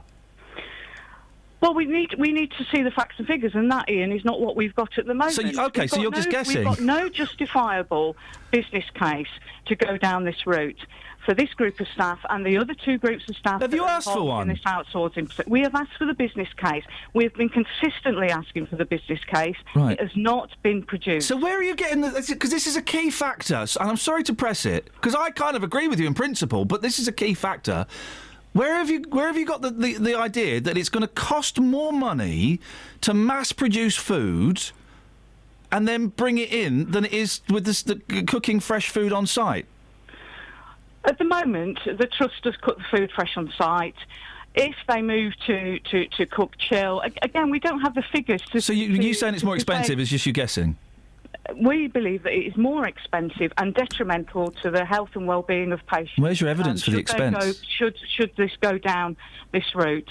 That is the question that we're asking him. But Cheryl, with the greatest, and I'm kind of on your side, although you won't come away thinking this. I do think that fresh food cooked in a hospital is brilliant. It's been proven to have health effects. But you can't say, Cheryl, it's more expensive, and then as the questioning goes on, you haven't got a clue if it's more expensive or not. You're just saying that's what we think. Well, you don't know. So to say that's misleading, it's going to be cheaper, isn't it? I don't. You don't know. I know. So don't say it's going to be more expensive. This is why you got the figures. I know. Oh, this is why unions get a bad rep, because you come on and say stuff, but then when it's questioned, you can't back it up with the ev. Well, that's why we're asking the trust for the business case. Until we've got the business case, there is no justification for them going down this route. Okay. Will people lose their jobs? Well, again, I mean, bringing in private companies through bitter experience has shown that services are cut, which inevitably means that that jobs are cut as well. OK. Listen, Cheryl, I know you're going to go away feeling frustrated. Please don't, because I'm impartial, but I'm kind of on the side of healthy food in hospitals. I genuinely think it's brilliant. But listen, get the figures, and if you can come back with evidence that this actual plan at the Luton Dunstable is going to cost more, then man, we'd love to hear those figures. Yep, no problem at all. Cheryl, but please, Ian, do remember that this is a package. This isn't just about. I know catering. it's cleaners and it's other things as well, isn't it? Cleaners and housekeepers. It is a package. Cheryl, I appreciate you coming on, and if we can get those figures, that would be great to talk to you again. OK, then, Ian. Thank you very much indeed. That's Cheryl Godber from Unison. Thank you, Cheryl. Now, it's weird being at the BBC because I do have to be impartial. Politics to one side, I think having fresh food prepared on site is brilliant. It's like if you have, there have been studies that prove that fresh food, having a good view out of the window and being mentally stimulated will get people out of hospital quicker. That's a fact. Mm-hmm. What's not a fact is it will cost more money. And after several questions, it turned out Cheryl didn't have the figures. And that's why it's so easy for people to knock the unions, because they say stuff like that. It's a real wasted opportunity, Cheryl. Let's hope she comes back with figures that prove her case. 08459 455 555 81333. Start your text 3CR. We'll do texts after this. Travel news for beds, cards and bugs. BBC Three Counties Radio. The M1 is blocked northbound between junction 13 for Bedford and 14 for Milton Keynes because of an accident involving two lorries, so the traffic is at a standstill there at the moment while the emergency services are there. In Brogborough on Bedford Road, just nearby on the A421 approaching the M1 northbound, well, in both directions, that's closed because of a lorry fire between Highfield Crescent and Beancroft Road at Marston Mortain. And on the M25, that's busy anti-clockwise at junction 16 for the M40. It's also busy on the North Orbital Road at the M25 junction 21A roundabout, and in Aylesbury on Buckingham Road the traffic lights aren't working at Weedon Road, which could cause some delays. Samantha Breath, BBC Three Counties Radio. Sammy, thank you. I feel part of me feels bad that Cheryl was kind of didn't have all of the facts in front of her. Listen, I can't stress this enough. Fresh food prepared in a hospital, and we've heard people raving about it. Fantastic, but if your argument is it's going to cost more to do it another way, but then actually you don't have the stats and actually you're not totally sure and actually, well, this is what we think, well, you can't put that forward as an argument. 08459 455 555. It's Barry with the news. Across beds, hearts and bugs. This is BBC Three Counties Radio.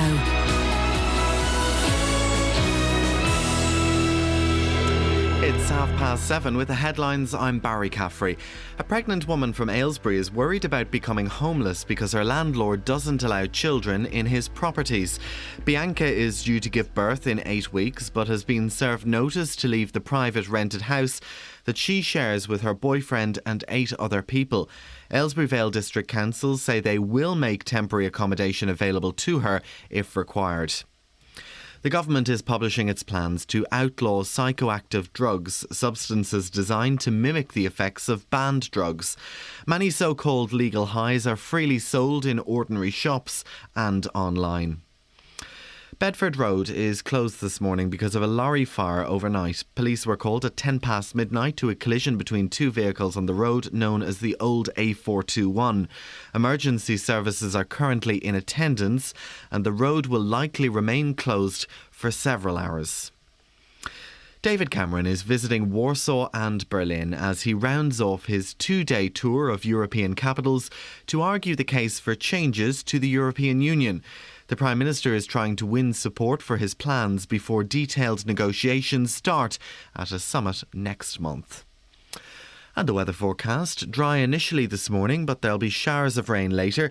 The rain will turn heavy at times. Highest temperatures today of 15 degrees Celsius. That's 59 in Fahrenheit. Three Counties Sports. BBC Three Counties Radio. The vote to elect FIFA's president takes place today as Prince Ali bin Al Hussein challenges the current president, Sepp Blatter.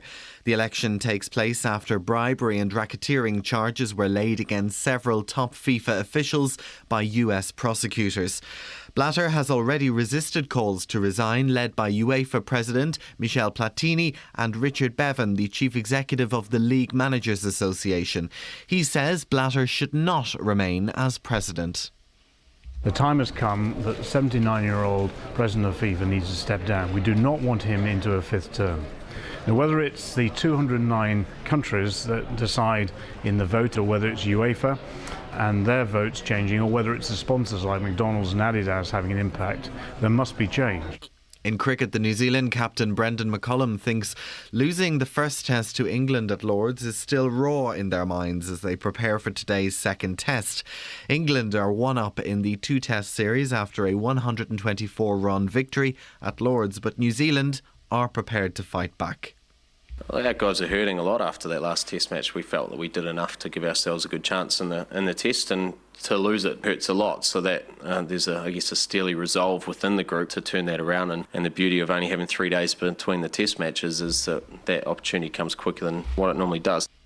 Andy Murray is through to the third round of the French Open. He survived dropping a set to beat the Portuguese João Sousa 6-2, 4-6, 6-4, 6-1. But Heather Watson is out. She lost in straight sets to Sloane Stephens.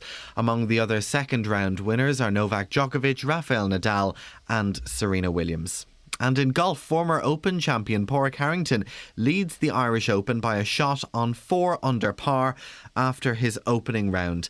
However, world number 1 Rory McIlroy has a share of last place after shooting a birdie free 9 over par. BBC Three Counties Radio News and Sport. I'll be back with a full bulletin at 8 o'clock. Call 08459 455 555. BBC Three Counties Radio. We've been saluting Sepp. Do you know what Sepp Blatter is? He's utterly blatterly. Okay. It's my new idea. If it does go pear-shaped and he doesn't lose this election today, he will. He's a legend. Then he can take this idea to Channel 5. Utterly blatterly. What it is it's Sepp Blatter performing pranks on people all around the world, where he goes around with brown envelopes stuffed full of cash. Secret hidden camera, and he offers bribes to people. They go, "Yeah, all right," and he goes, "Aha! Look over there. There's a camera." Utterly blatterly. Boom. Yeah, I would watch that. I would pay top dollar to watch that. Berlusconi's underused on the telly as well. Yo, hang on a second. Let's come up with what's his first name? Silvio. Silvio. Hang on. Hang on a minute. What I need is about 1 minute and 50 seconds to think of something for Silvio Berlusconi. Okay, hang on, we go. Hang on.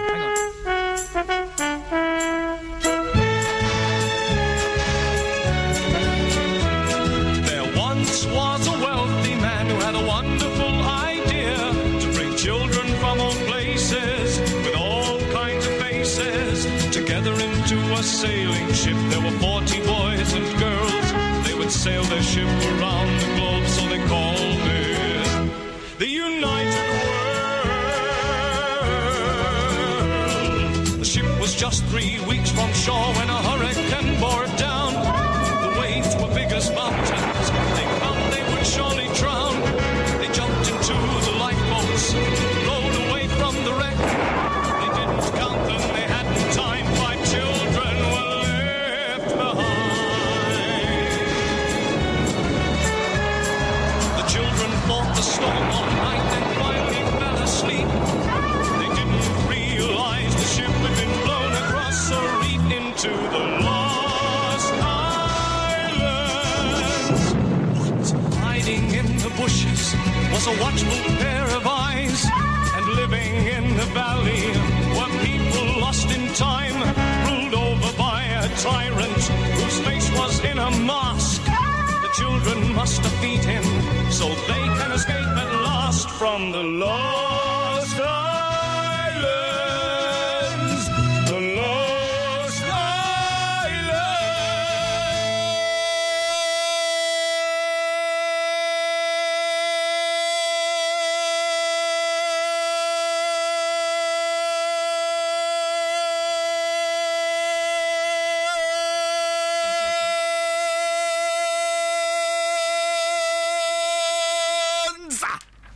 just switched off.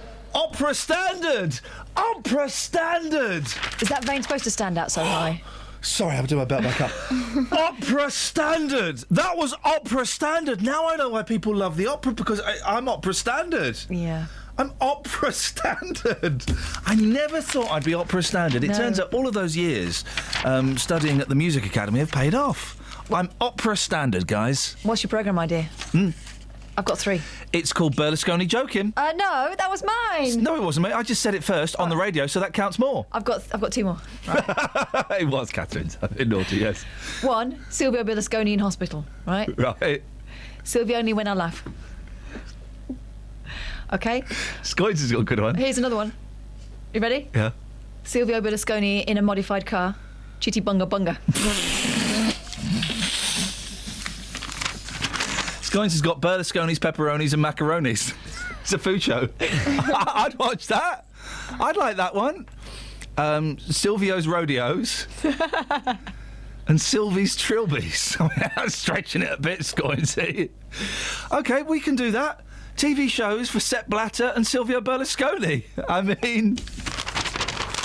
Silvio Berlusconi, where he dresses up in a basque. Let's see how he likes it. Is Dennis still there? Yes, he is. Oh, Listen. Yes. It really doesn't matter if you flatter Mr. Flatter. Are you doing a poem? It just sits back. Is this Roger McGough? We got Spike Milligan on the line. It really doesn't matter if you flatter Mr. Blatter. He's going to sit on his platter, getting fatter, fatter, and fatter. Gets fatter, yes. Okay. Nice. Well done, Pam. I like my. I wish I looked after my teeth. Because that's a Pam Ayres poem, guys. Yeah, I'm reciting it from memory. And spotted the dangers beneath. What can you quote? Because people don't quote anything. Here's a quote. Let me do a quote. This is the only quote I can do. I've got some William Blake. This is the only quote I can do, right? And I did this when I had that loud bloke. Who's the boxer? Eubank. Eubank was on TV show, and he comes on. Not a boxer, he's a pugilist. he's an idiot. He came on and he parked his truck up in the street and blocked the street. And he's on this show, and he does all these Shakespeare quotes. Anyone can remember words, right? It's easy, right? And he's doing all this, and I pwned him on live TV. I went, "All right, Chris, have some of this. Don't think." Feel. It is like a finger pointing away to the moon. Don't concentrate on the finger, or you will miss all the heavenly glory. Bruce Lee, Enter the Dragon. Oh, you have did the some voice. of that. Yeah. Hence the accent. Oh, I thought you were doing. I was toning it down for radio. I thought you were doing Scarface. No. No, I was doing Bruce Lee, Enter the Dragon, 1973, Warner Brothers. Beautiful. Thank you. You can do a quote? Yeah, my dad paid me to learn Tiger, Tiger, burning bright in the forest of the night, what eternal hand or I could frame thy fearful imagery. Go on then, Symmetry. Let's hear it. Symmetry, not imagery. Refund. You can have the fibre. Refund. It's fair play. You could have got paid to do a lot worse in the 70s and 80s. Kelly, what can you quote? Berlusconi, joking. So catch me if you can, 'cause I'm the England man. And what you're looking at is the master plan. So, I've actually turned their microphones off. So we've got 3 phone-ins, Dennis. Really?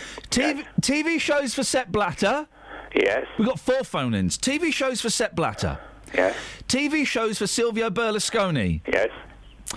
What can you quote? And who wants to say happy birthday to an old man? I don't know, but I'll tell you what, I'd rather have the Berlusconi. Go on, then. The other one was too fat. But Berlusconi's quite large. I know, but he's all right with the ladies. What type... Now, listen, we've sent Dealey out onto the streets... Yes. ...to vibe up your big day, D-man. Why have we got Dennis on now and not Dealey? Why the two surely should have been combined. Guys? They're never really in the same room together, are they? Because you know what this means. We have to have Dennis back on later on. What? Well, we have to play him Dealey's package. Oh, yeah. We've wasted a Dennis. Dealey's. Sorry? But you fancy that? Hang on. I think he might. You've got to make for the £10 to change hands, Dennis. Yeah, you've got to last the whole day. There's still plenty of time to go. But. Tell me what street you live in. I can drive very fast. A lot of friends coming round today, so. Yeah. So there's a chance that the shock might be too much for you, isn't there, Dennis? Yeah, well, that's right. So my tenor is still safe. Hey, sorry. Speak to you later on. Happy birthday, Dennis. There's plenty of time for me to make sure my tenner's safe. All I got to do is sneak up behind him and go, boo!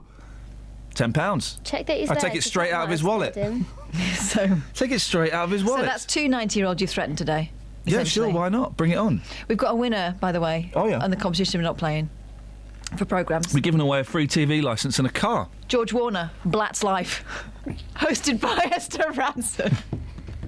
Well, so what's Blatter's role in it? It's a docudrama hosted by Esther Ranson. Blatt's Life. There we go. Esther Ranson, of course, previous with this station, friends of BBC Three Counties Radio. Friend of the show. Friend of the show. Sepp Blatter called up. Friend of the show. We got any texters? Yeah. Let's have some texters. Let's. Well, read them out loud. Yes. Okay. The bride is usually the focus on her wedding day. Oh, this is about that couple who proposed in front of the top table at a wedding, and it's gone viral on the social media and that. Oh, yeah. Sorry to Jill, by the way, who says, can you just stop putting things on Twitter and not Facebook? I don't do Twitter. I don't understand it. Thank you. Well, Jill, maybe you should try and understand it. Okay.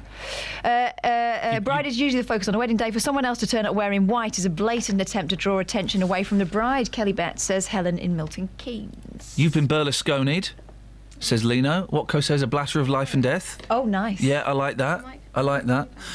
Why are we doing that? It doesn't matter. It doesn't matter, actually, does it? I'm going to retract that question, Your Honour. Travel news for beds, cards and bugs. BBC Three Counties Radio. The M1 is closed northbound at junction 13 for Bedford to 14 for Milton Keynes because of an accident which is causing 3-mile queues now. On the southbound M1, that's looking slow as well because of people looking over between junction 14 for Milton Keynes and 13 for Bedford. In Aylesbury on Buckingham Road, the traffic lights aren't working at Weedon Road, which is causing slight delays on the speed sensors. And in Brogborough on the Bedford Road, that's the old A421 near to the M1 where it's blocked. That's also been closed by an accident because of a lorry fire between Highfield Crescent and Beancroft Road at Marston Mortain. On the A414 Park Street, that's looking slow on the speed sensors around the Park Street roundabout at the North Orbital Road. And on the trains, Great Northern have possible 10-minute delays between Moorgate through Moorgate because a train's broken down there. Samantha Bruff, BBC Three Counties Radio. Do you like pickled eggs, Sammy? No. In that case, I'm afraid we're going to have to split up. It's you, not me. Don't worry. Don't like pickled eggs. I mean, 7:46. It's Friday, the 29th of May. I'm Iain Lee. These are your headlines on BBC Three Counties Radio. A pregnant woman from Aylesbury is worried about becoming homeless because her landlord doesn't allow children in his properties. And FIFA delegates will decide later whether to appoint Sepp Blatter to a 5th term as president. Keep your fingers crossed. Let's get the weather. Is Elizabeth. Beds, Hearts and Bucks weather. BBC Three Counties Radio. Hello, very good morning to you. We've got some heavy rain on the way, not quite yet, but it won't be too long. And eventually we'll start to see those outbreaks of rain through the late morning and the first part of the afternoon turn very heavy indeed. So turning wet, turning really very windy as that weather front clears as well. Not very nice through the middle part of the day, but we are in for a drier middle to late part of the afternoon. So some drier weather eventually emerging. We'll get some spells of sunshine as well. We'll always watch out for a few showers through the rest of the day, but in general it should be a drier end to the day. At least top temperatures today 15 or 16 Celsius, 61 in Fahrenheit. Dry too overnight, quite chilly compared to how it has been. Lows of around 6 or 7 degrees in the rural spots, and then tomorrow, the better looking day of the weekend, it'll be dry, bright. There'll be some lovely sunshine around and temperatures up to 16 degrees. The sunshine a bit hazier into tomorrow afternoon. Wake up to a very wet and windy start again on Sunday, but once more it should dry out by the time we get to the middle to the end of the afternoon. There'll be a little bit of sunshine around, but generally unsettled too for the start of next week. That's the forecast. Elizabeth? Yeah? Do you like pickled eggs? I don't think I've ever eaten a pickled egg. No, they just don't look very appetising. I'm afraid we're going to have to split up. It's you, not me. Don't like pickled eggs? What's wrong with these people? If you've missed any of the programmes here on BBC Three Counties Radio, you've missed things like this. Did the drugs in his mouth kill him? No, they didn't. Okay. Did they play a part in his death? He had 4 glasses of champagne, 2 bottles of wine, 4 cocktails. What's 2 French? I have a feeling that was a cocktail as well. But there is a way you can hear it all again. And Renata Blower, you have just allowed the first ever nurse to be funded for Great Ormond Street who will deal specifically with children who have undiagnosed conditions. bbc.co.uk/3 Counties Radio. Well, the Police and Crime Commissioner for Bedfordshire, Ollie Martins, joins me in the studio. Were you wrong to go ahead with this referendum? But what was the alternative? As I've said, that was not a situation. Stop the clock. I think I can do an Ollie Martins impression. I think. Careful. No, I'm not going to say anything litigious. I'm really thinking that I can do impressions. Yeah, I know. I can occasionally. I had a good Ed Miliband for a day, didn't I? Yeah. And then I couldn't do it You used to be able to do Donovan. The lost city of Atlantis. Atlantis. You're such an idiot. Only because that's a good impression of Donovan, and it's completely useless. And you've got to say, and now I'm me. There's no currency in being able to do Donovan. I can't do Ollie Martins now. Maybe I'm Listen to him again. Okay, hang on. And I was prepared to just sit there and do nothing about it. Well, what was I supposed to do? Just sit there and... What? Hang on. Shh. Well, what was I supposed to do? Just sit there and do nothing about it? Those guys got me really angry. Is that it? That's not bad, is it? That's quite good. Start for the first clock. Go. To listen to what you missed. bbc.co.uk/3 Counties Radio. Well, what was I supposed to do? Just sit there and... They got me so angry. Fiddling while Rome burns. Sorry? Fiddling while Rome burns. He likes that one. No need to be rude. No, he likes that one. Carpet Martin says Berlusconi's Gymkhana ponies. Silvio tours the home counties meeting the pets of new money families with Claire Balding.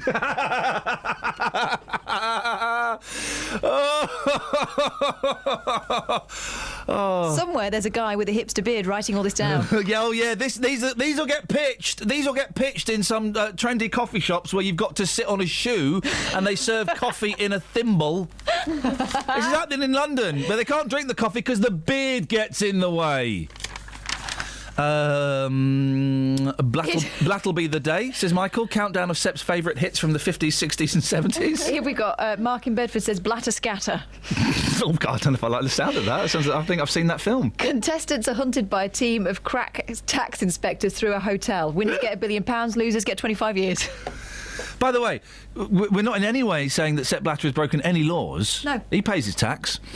Saying that, Chris says, Simon Cowell Global Talent Show. People send in cash in brown envelopes to appear on Blatt's Entertainment. I've got one. Okay. Blatt's Entertainment. It doesn't blatter. No, it does, mate. Go on, tell us. People give him a problem and he just says, don't worry about it. I'm not. I'm geezer. Doesn't blatter. Oh, here's another one. Fun. Great to have you back, Kelly. Thanks. You'll get up to speed soon, don't worry. Michael Naylor says, how about Led Zeppelin? Ooh. Where the Swiss Dodgebot forms a new wannabe rock band. It's a bit of fun, Deals. Yeah, morning, boss, you all right? He can take it because he's a player. Yeah, absolutely. Do you know what? Sepp Blatter is an absolute legend. You know, really is. Well, you name me one other person who would have just carried on with a great big smile on his face in those circumstances. Berlusconi. Well, Berlusconi and Blatter, they are separated at birth. It is brilliant. Everyone's going, Sepp, listen, you've done it for years, right? You've made a load of money. You've had a really good run. Probably best you stand. I'm not standing down. In fact, he had a big party last night, and today he's up for election. His first words in his speech was, "Man, wasn't that a parade?" Oh, you've got to love the man. You've got to love the man. You have. He's an absolute legend. He's an absolute player, and I think everybody who hates him is looking at those photographs today. Yeah, loads of money, flash suits, flash women, lots of power. It's jealousy. It's the same. It's the same reason that we hate what's his name? Lord Sugar. Yeah, because he's good looking. He's got loads of money and loads of fit girls. Yeah. And he invented Amstrad computers. Justin, ghosts. Yeah. Spooky. Spooky ghosts. Spooky ghosts. Imagine the scene, dear listener. You're lying on your sofa. Somebody takes a picture of you. You, alone, on the sofa, fiddling with a tablet, maybe updating your Facebook status, maybe checking your email. It doesn't matter. But when you look at the photograph, it's not just you. There's a ghostly figure that's not meant to be there. And it's definitely not been added by one of those ghost apps you can get on your phone, because the bloke said not.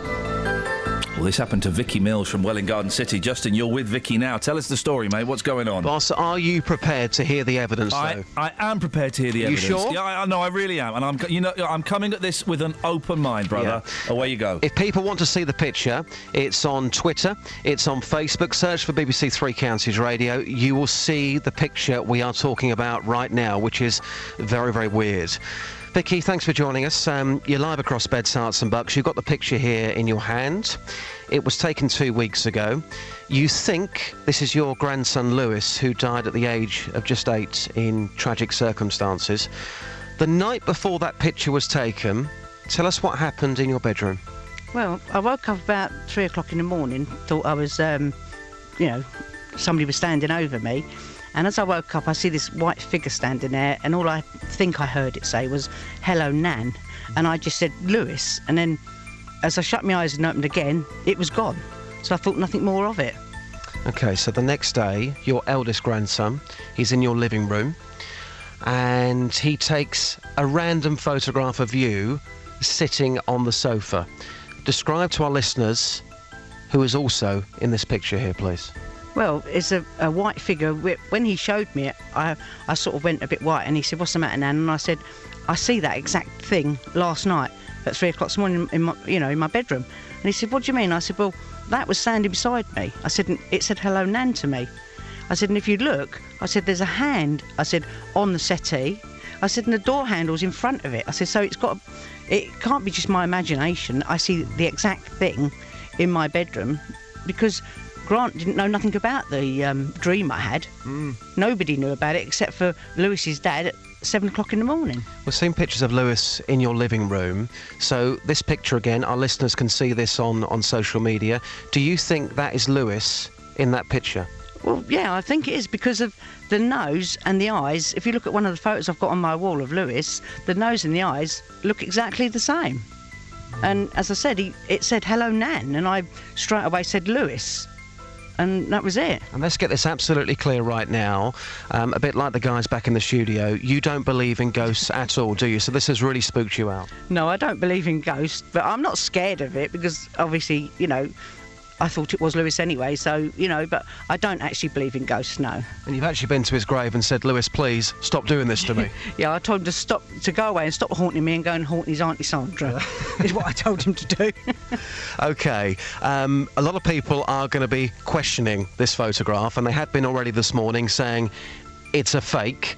Your eldest grandson who took this photograph, he must have had some sort of ghost app on his phone. What would you say to those people? Well, he didn't have a ghost app on his phone. The phone had been switched off for over a year, and he put it on charge, and there was nothing on his phone. It was totally wiped. I said, and so that's when he took the photograph just to see if it still worked. And it's a very old Nokia. See if it still worked. And when my other granddaughter checked to see if it had any apps on it, she couldn't find an app on it. She said, "Oh, he hasn't got no apps on it," and gave him the phone back. But we knew it had no apps on it because it had been wiped clean. OK, and just lastly, today, just to get the proof that you're looking for, really, you're going to the University of Hertfordshire with your daughter, and you're going to have an expert look at this photograph, because just in case your eldest grandson is messing you around, I'm sure that you would get hold of him by the neck if he was, but you want the proof that this really is real. Oh, yeah. Well, we're going to see. We don't know if the bloke's still at the university. We've been told he is. So we're going to go and see if we can find out who he is and if he would have a look at the photo. Because, yes, we want to find out if it's genuine or not. But I honestly, truthfully think that it is genuine because my grandson didn't have the app on his phone, and we'd only picked his phone up about an hour, if that, beforehand. So he'd only been on charge about 5 minutes when he took the photo. I definitely felt something in your room as well earlier on. Vicky, thank you very much. OK, darling, thank you. There you go. Vicky What did you Mills feel in her room? live. What did you feel in her room, Justin? How to yourself, mate? You felt a vibe, did you? Yeah, it just felt strange. And I think, people again will look at this photograph and they'll say, "Oh, look at that, it's a fake." Well, you've heard the story there. Vicky doesn't believe in ghosts at all. No. And she had the dream the night before. This phone was turned off for over a year. The first photograph is this. Yeah, OK. And fair play. Sorry for the loss of Lewis. He sounds like he was a right character. A cheeky little monkey. Yeah. Let me be scientific for a moment, Justin. Go on. Supposing the fella that took this picture did it as a joke. No. No, hang on. And now that Vicky, believes that it's Lewis, as she would want to, of course she would. Mm-hmm. The fella that took the photo now can't go, sorry, Nan, I was joking, because she's bought into the fact that, she thinks it's Lewis. Well, Vicky, do you he's think... done it as a prank, I'm suggesting. Is it a prank? And he can't come out now. No, I think if he'd done it as a prank beforehand, he wouldn't have let me go to the Welling Hatfield Times and show them the photograph to start with. Yeah. And he wouldn't let me be doing all this if it was a prank. And hand on my heart, I honestly know it's not a prank. Why would he put you through that? Well, this is it. Yeah. I mean, he'd only just picked the phone up, and it was totally dead for, as I said, over a year. Yeah. So there was nothing else. He hadn't even made a phone call, or he didn't have a message on it, or nothing. Well, can I ask, Vicky, was Lewis a bit of a character? Was he a bit of a troublemaker? Was he a troublemaker? Was he a bit of a character? Yeah. Lewis. Lewis? Yeah. Oh, Lewis drove me out. Even my little shit he was. Oh, Vicky, sorry. no, don't you worry about that. Listen, sometimes I think that that Vicky, listen, do everything that you shouldn't do. Vicky, listen, I know you can't hear me, but listen, thank you very much indeed. I think you're allowed to talk about your dead 8-year-old grandson and use a word like that. Apologies if anyone was offended, but she was describing someone who was very close to her, and well, it sounds like he was a right little so and so, doesn't it? Vicky, thank you. Wouldn't it be nice if that were true, but nah. Travel news for beds, cards and bugs. BBC Three Counties Radio. The M1 is closed northbound because of a 2-lorry accident between junction 13 for Bedford and 14 for Milton Keynes. It's causing 4-mile queues now, Iain called to say. The air ambulance and the emergency services are there at the scene. Also, it's looking slow southbound through that stretch as people look over from junction 14 for Milton Keynes to 13 for Bedford. In Aylesbury on the A413, the traffic lights aren't working at Weedon Road, which is causing some delays. In Brogborough on Bedford Road, the old A421, that's still closed in both directions between Highfield Crescent and Beancroft Road at Marston Mortain. And in Borehamwood, the A1 has queue southbound from the Holiday Inn towards the Stirling Corner. Samantha Bruff, BBC Radio. Oh, thank you, Sammy. Again, none of you would have been... Apologies if you were offended by the bad language, but permission to speak freely? I thought it was hilarious. Local and vocal across beds, hearts and bucks. This is BBC Three Counties Radio.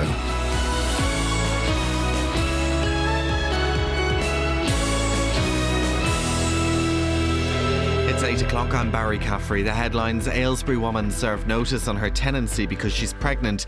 MLMP outlines government plans to ban legal highs.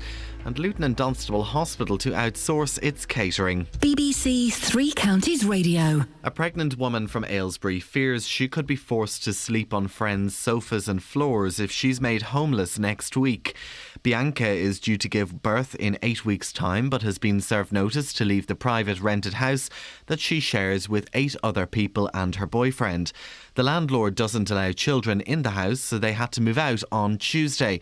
Bianca's friend, Vicky Cannell, has been speaking to Iain this morning. They basically have told her, I actually found something slightly different out the other day, but the council have told her she's got to, once she's had the baby, spend a night on the street before they even put her in emergency accommodation. Well, Aylesbury Vale District Council say they will make temporary accommodation available to her if required, and they are exploring alternative housing options. Bedford Road is closed between Brogborough and Marston Mortain this morning because of a lorry fire overnight. Police were called at 10 past midnight to a collision between 2 vehicles on the road known as the old A421. Emergency services are currently in attendance and the road will likely remain closed for several hours. Meanwhile, the M1 is closed northbound between Junction 13 for Bedford and Junction 14 for Milton Keynes because of an accident. The government is publishing its plans to outlaw psychoactive drugs, substances designed to mimic the effects of banned drugs. Many so-called legal highs are freely sold in ordinary shops and online. Past moves to ban the drugs have been frustrated by chemists who have changed what's in them to evade the law. The policing minister and MP for Hemel Hempstead, Mike Penning, says the ban here has been modelled on the approach adopted overseas. We've worked very closely with other countries to see how it's worked for them. So in the Republic of Ireland in 2010, they did the blanket ban. It is absolutely decimated, thank goodness, these sorts of products that young people were taking, the sale of them and the producing them. And so we can pick up the good things from their legislation and take it forward. Police are appealing for information for a 25-year-old man who is missing in Hertfordshire. Damon De Bruin was last seen at 9:30 on Wednesday morning at his home in Welland Garden City. He is thought to be in ill health, and police say he may have made his way to the Digswell area and that he could be in a garden. David Cameron is visiting Warsaw and Berlin as he rounds off his 2-day tour of European capitals to argue the case for changes to the EU. The Prime Minister is trying to win support for his plans before detailed negotiations start at a summit next month. The Healthcare Workers Union claims Luton and Dunstable Hospital are taking a huge step backwards by outsourcing its catering services. It means meals that were prepared by chefs on site will now be provided by a private company and heated up. Cheryl Godber is from the union Unison. She says it will lead to a reduction in overall quality. Food will be cooked elsewhere, probably many, many miles away, chilled, and then shipped into the hospital to be preheated and then served up to the patients. Well, the board of the Luton and Dunstable University Hospital made a decision in 2014 to outsource some services to improve what they say is the quality of service and to achieve better value. The weather forecast: the morning will start off dry. There'll be showers of rain later. Highs of 15 Celsius, 59 in Fahrenheit. Those are the headlines. I'm back with more at 8:30. Tired, I'm hungry, got another one of these to do later on, and on the way to the other one I'm going to pay a visit to the clown. Yeah, the clown, the motorway clown. Bit pricey, but it just tastes so much nicer. Housing, hospital food, ghosts, swearing on the radio, and TV show ideas for Sepp Blatter, The Player, and Silvio Berlusconi, The Player. 08459 455 555. Across beds, hearts and bucks. This is BBC Three Counties Radio. We'll do some texts as well in a minute. 81333, start your text 3CR. Yesterday we were contacted by one of our listeners, Jane. Morning, Jane, who told us her friend was heavily pregnant and facing eviction. The friend's name is Bianca Stacey, and she and her partner have been told their tenancy won't be renewed as children aren't allowed in the house they currently share with 8 other people. Well, Bianca has been waiting to be housed by Aylesbury Vale District Council, but she says it's a very anxious time. Scott Dawes is from Shelter, who help people who are homeless and living in poor conditions. Morning, Scott. Morning. I guess you've heard this story a million times, have you? I'm afraid so. It's increasingly common, not least because private renting has gone through the roof in recent decades. There are now sort of 11 million renters. And the number of families in many areas renting has doubled in the last 10 years. So it's no wonder that the ending of private renting agreements is now the leading cause of homelessness. So it's an increasingly common problem that people are coming to Shelter for. I can kind of understand that you know, if it's in the tenancy agreement and there are 8 other people in the house, the no kids rule. I mean, it sounds harsh, but it kind of makes sense, doesn't it? Well, a lot of the rights are weighted in favour of the landlord. There's not a lot a tenant can actually do in this scenario. The power is with the landlord. It just highlights how precarious private renting actually has become. And because there aren't enough homes being built at the moment, we only build half of the homes we need as a country. More and more families are renting, but it puts them at risk because they can't own their own home. It puts them at risk of being evicted at very short notice. So we're actually calling for longer-term tenancies and things to make sure that people have a stable home for renting, and it's more important than ever for families. What is there that someone in a situation like this, they're heavily pregnant, they're going to get booted out shortly, what could they do? What can they do? Well, we'd always encourage people to come directly to Shelter. We help millions of people, about 4 million people every year, with various sort of housing situations. They can either come to us on our helpline, which is open 365 days a year. The number is 0808 800 4444. It's completely free, and you can speak to one of our specialist housing advisors. We also have website pages as well you can go to with templates too, but you can also go to your council. So presumably the people you've had on your programme spoke to, already went to their council, and councils are between a rock and a hard place because they're increasingly having to do more with less. But you should always be going to your council and saying, look, I'm going to be homeless, or my landlord is... And do they have to do anything? If you say, I'm going to be homeless, at what point do the council have to help? Is it in advance? Is it when you stood on the street with your suitcases? When do they have to step in? Well, they will help you if you go to them early on, but increasingly, because they're having to do much more with less, sometimes they're not able to give you their full attention until you are literally there with your bags. If you come to shelter, we will help you make a homelessness application to your council and help try and push them along a little bit. But councils are really struggling to deal with the amount of people they're having to help. But increasingly, you're right, people are having to turn up with their bags before they are being housed. And then they're housed in accommodation, which is emergency accommodation. It's often poor quality. It's very expensive for the council to put people in as well. So it is hard for councils, but we do step in to try and help get a family house wherever possible. Just going back to something you said. You said that shelter help 4 million people a year. That's right. Yeah. So that's across all of our advice sort of outlets. So people visiting the website face to face, because we have services around the country. So you can go on the website and find a local service. Yeah. Or you can call us. So 4 million is an incredibly huge number. Yes, that's right. Yeah, unfortunately, the housing crisis is in such a state at the moment that people are increasingly needing our help. It's not just us; there are other organisations as well. But when we're only building half of the homes we need a year, we have to help these people. But until the government actually steps up and decides to build more homes to increase the number, to make sure more people can own their own home and renting becomes more stable, we're going to be here helping people over the next few years. Hey, Scott, do you remember when everyone laughed and criticised Ed Miliband for suggesting that he might introduce rent caps?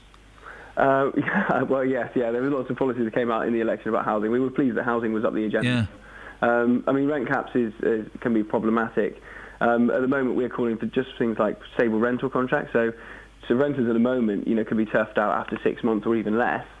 But we think that renters should have a stronger voice and should be allowed to stay in the home a little bit longer, a bit like more on the continent. So if you have a 3-year or a 5-year tenancy and you know what your rent increase is going to be, you can plan for the future. But at the moment, it's just very, very precarious for private renters. Scott, I appreciate your time. Scott Dawes from Shelter. 4 million people a year they help. Blimey. We're asking for programmes for Sepp Blatter and Silvio Berlusconi. I've got no idea why. Carpet Martin says a Panorama special, Sepp sees Hep C. Oh. Sepp Blatter looks at the fallout from the Penrose inquiry into contaminated blood. I would watch that.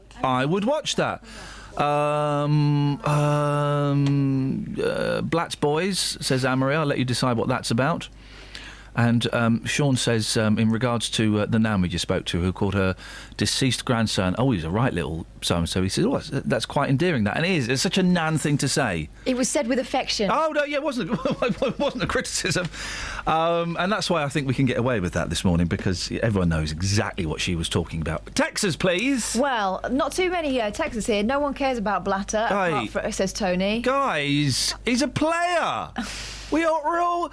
Every gentleman is jealous of him, but we're not allowed to say we're jealous of him because everyone's pointing the finger at Sepp Blatter. We're jealous of him. We're jealous. We're jealous of him. Either that or we're fed up of being run by chances. Alan Luton says, have you noticed... Never be fed up of being run by chances. Never. Alan Luton says, have you noticed Blatter, Berlusconi, Eccleston, they're all little men. Is that their secret? I think it might be the massive wodge they carry around with them. Sorry? Oh, the money? Yeah. Yeah, no, fair play. Nice to have you back, Kelly. Thanks, man. You're welcome, mate. Yeah. Good things do come in small packages, though. So they're potentially lethal things. They could get you sacked. Yeah, I'm probably going to have to do this now. That's a saying. Yeah. Hang on, let's listen to the drums. Ooh, drums. Hookah chaka, hookah, hookah, hookah chaka, hookah, hookah, hookah chaka, hookah, hookah, hookah chaka. Fried potato waffles, waffle versatile. They go with eggs, beans, chips, fish fingers. Ooh, fish fingers. Fried potato waffles, waffle versatile. Guys, all join in with the chorus, okay? Fried potato all join in with the chorus. Here it comes. Waffle versatile. They go with eggs, beans, chips, fish fingers. Ooh, fish fingers. potato waffles, waffly versatile. That's the chorus. Who made those? We're not allowed to say. We got in really big trouble for undue prominence for the captain. That's why we had to bleep that out. Anyway, so we're. It was Findus that complained, wasn't it? Yeah. Or Iceland. So imagine, right? This is how rubbish. This is how rubbish security is for our Prime Minister. Did you see Number 10 Downing Street got invaded this week? Oh, yeah. By a heron. Well, it looked like a heron. It might have been someone in a costume. That's how posh David Cameron is, right? This is how out of touch he is with our house got invaded by a bird. It was a pigeon, right? And it terrified my boy, although he found it hilarious. It did a whoopsie in his bedroom, right? His house gets invaded by a heron. He's so a heron addict. Oh! Yeah? Well, player. Next stop, Swan. No, mate, that That's doesn't what the work. Queen would have. With massive... Imagine if that... just imagine for a second, right? Instead of it being a heron addict... Player. Imagine it was a member of IS. Well... Do you know what I mean? Who says it wasn't? Exactamundo. They can train these things now, our kids. Could be a drone. Could be a right drone on. With massive... let me read the story. Say, in the World War, they used to attach bombs to, like, dolphins and seals and that. Yeah. Well, bees can sniff out explosives. That's true. I don't want to give anyone ideas. In Norwich, they hung a monkey. They thought it was a Frenchman. That's true. I thought that was like Gateshead or somewhere. It doesn't matter where it was. It was Hull. Done that, though, didn't they? They hung a monkey during the war. They thought it was a Frenchman.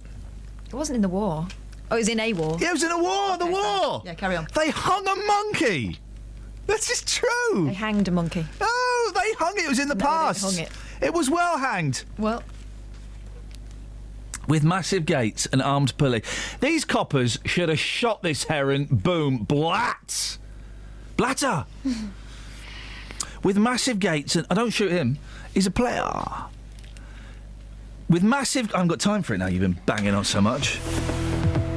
Travel news for beds, cards and bugs. BBC Three Counties Radio.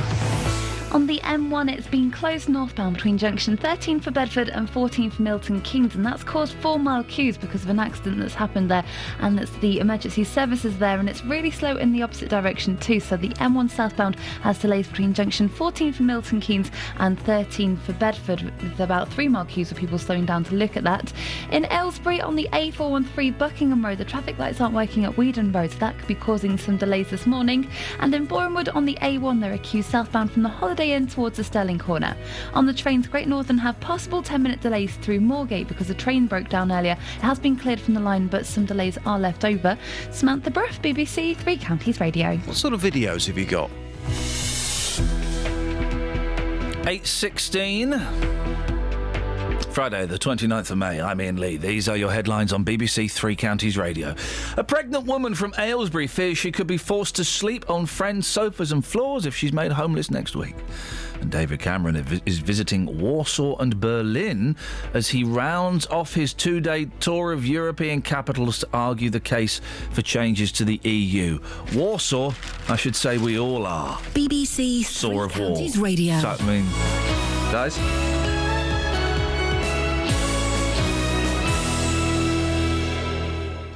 Hello, Gary. Hello. Hi. Yes? Yeah, I agree with you.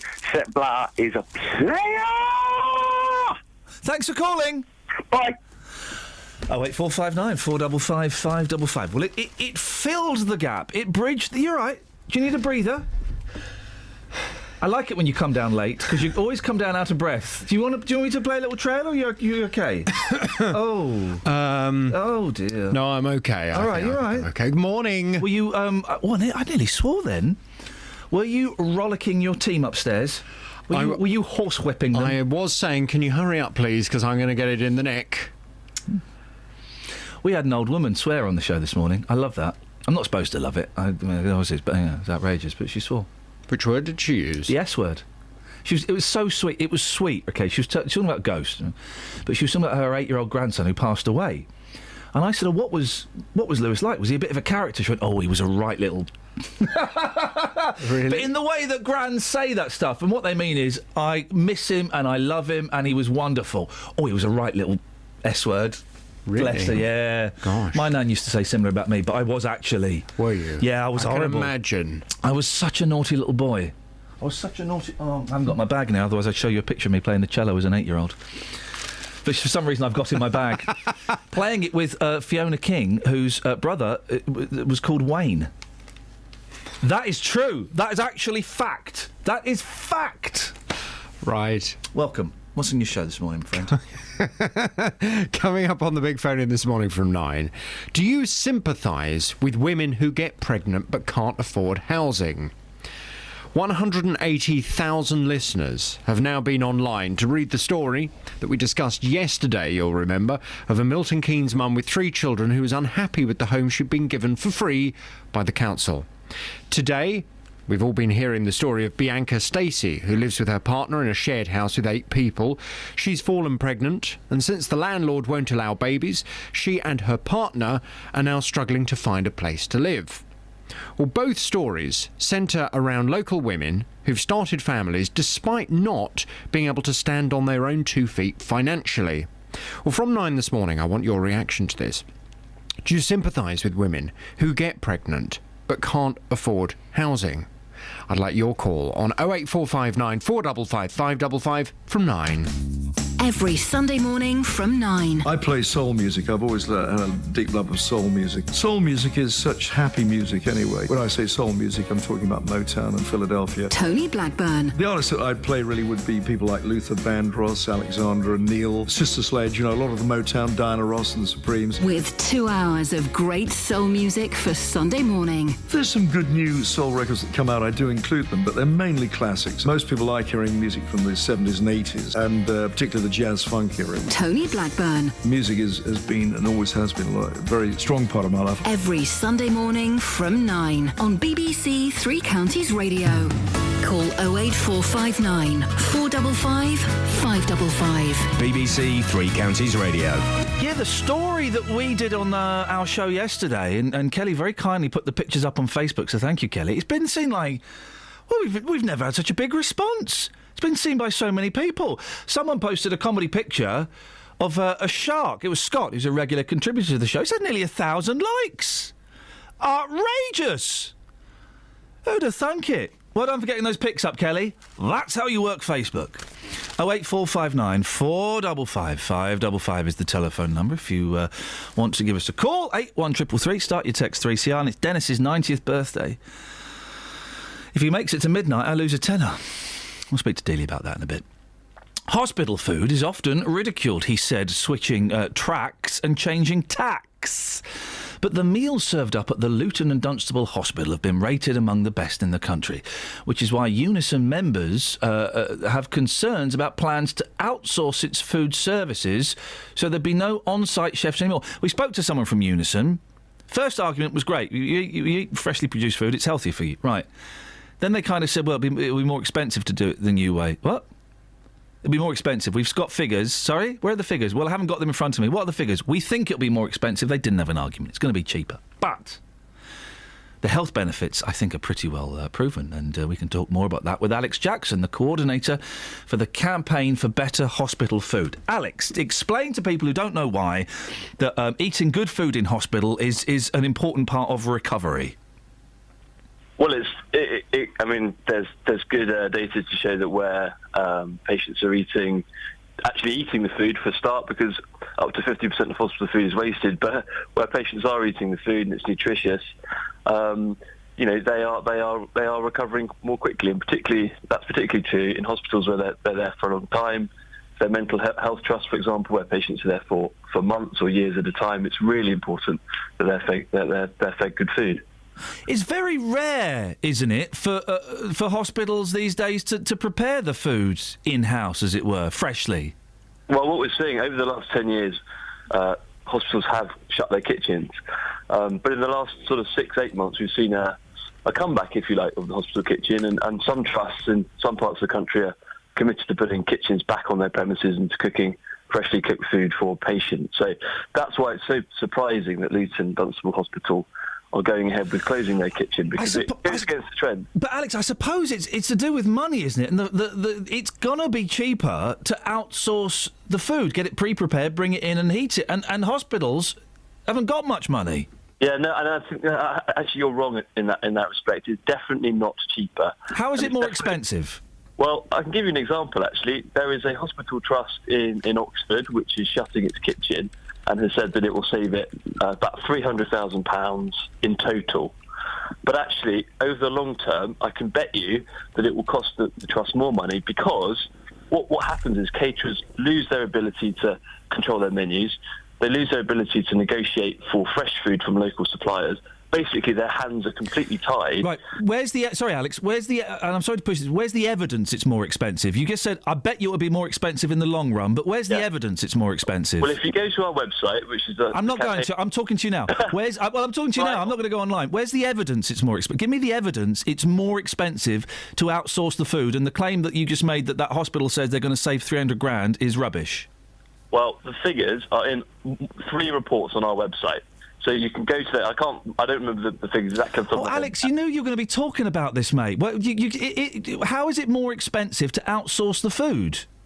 But for the reasons that I gave, because over the long term, what you see is hospitals their hands are tied. They can only buy pre-prepared ready meals.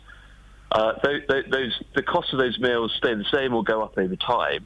And what you have with fresh cooked food is the ability of caterers to, obviously you spend more on staff, so you have more caterers employed to cook the food on site. I actually think that's a good investment, to invest in people, invest in jobs. So you save money by having less staff.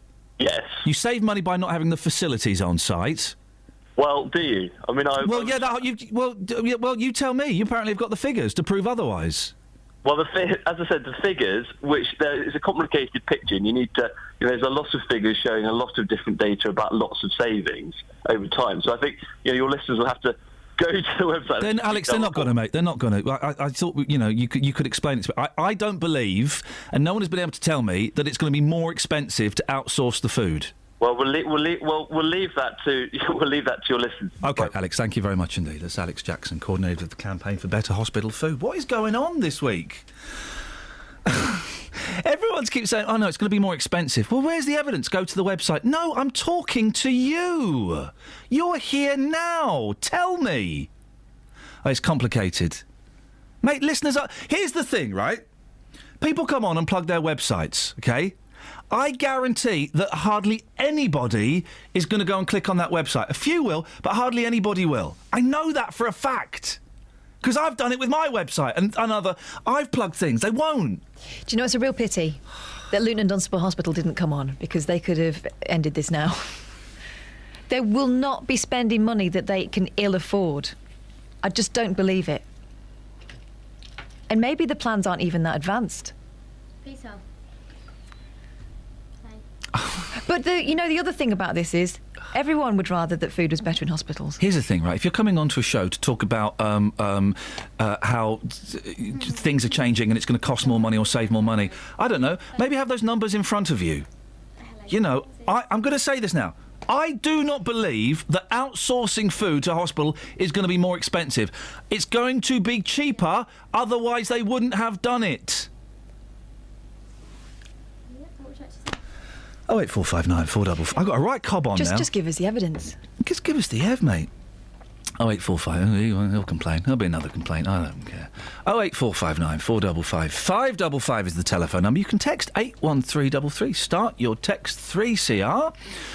Or you can send me a cheeky email, ian.lee@bbc.co.uk. Have we got any texts? Yeah, we have. Tony, you know the story we're talking at the top of the hour about, which was Bianca and Jason. They're living in a shared house with 8 other people. Yeah. She's very pregnant, about 7 months pregnant, and she's been told that because she's having a baby, no children allowed in the house, she's got to leave on Tuesday. No sympathy here in this text message from Tony in traffic on the A5. Morning, Tony in traffic on the A5. She knew she would be asked to leave the house if she had a child, so she should not become pregnant if she can't afford to move. She's now publicising it to put pressure on the council. Actually, she didn't come to us, one of her friends did. And then had to ask her whether she wanted to join us. So no, she didn't really come to us in the first place. So they'll provide her with a free house. It's another symptom of today's society. Don't have kids if you can't afford to, says Tony. She didn't know she was pregnant, did she? No. She didn't know she was pregnant when she moved in her house. And also, I can. It's a weird one because I can kind of see that. But then you're saying only rich people can have babies. And you know, when we had our kids, we did the maths. Could we afford a kid? And we were, we're in a very fortunate position. My wife and I, we're both doing all right, and we've been a bit lucky with work and a bit lucky with buying property at the right time. We're doing all right. So we did the maths. But then you're kind of saying only rich people or people that a certain so amount. So if you don't and you get pregnant, you should have an abortion. That's for society. Is that right? State-sponsored abortion. I don't know. It's confusing, and we're going down a slightly sour track. So let's, for the last 30 minutes of the show, let's lift the mood, shall we? Travel news for beds, cards and bugs. BBC Three Counties Radio.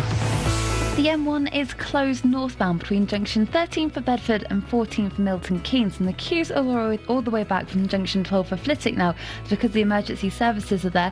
And also it's looking slow southbound from junction 14 for Milton Keynes to 13 for Bedford, with people looking over to the opposite carriageway. It looks like it's really busy as well on the A5 in both directions between Markgate and Hotcliffe because of people using that as a diversion route for the closure of the M1. And we've just been told that it's really, really, really busy at a standstill there with lots of lorries. In Brogborough on the Bedford Road, the A421, that's closed between Highfield Crescent and Beancroft Road because of a lorry fire.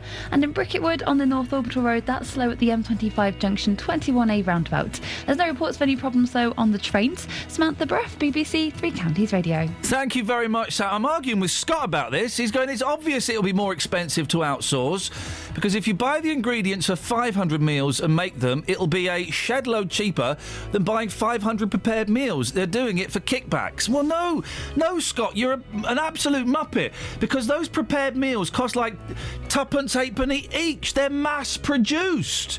They'll be producing like thousands and thousands of meals for different hospitals. Are you really that dumb? Across beds and breathe and bugs. This is BBC Three Counties Radio.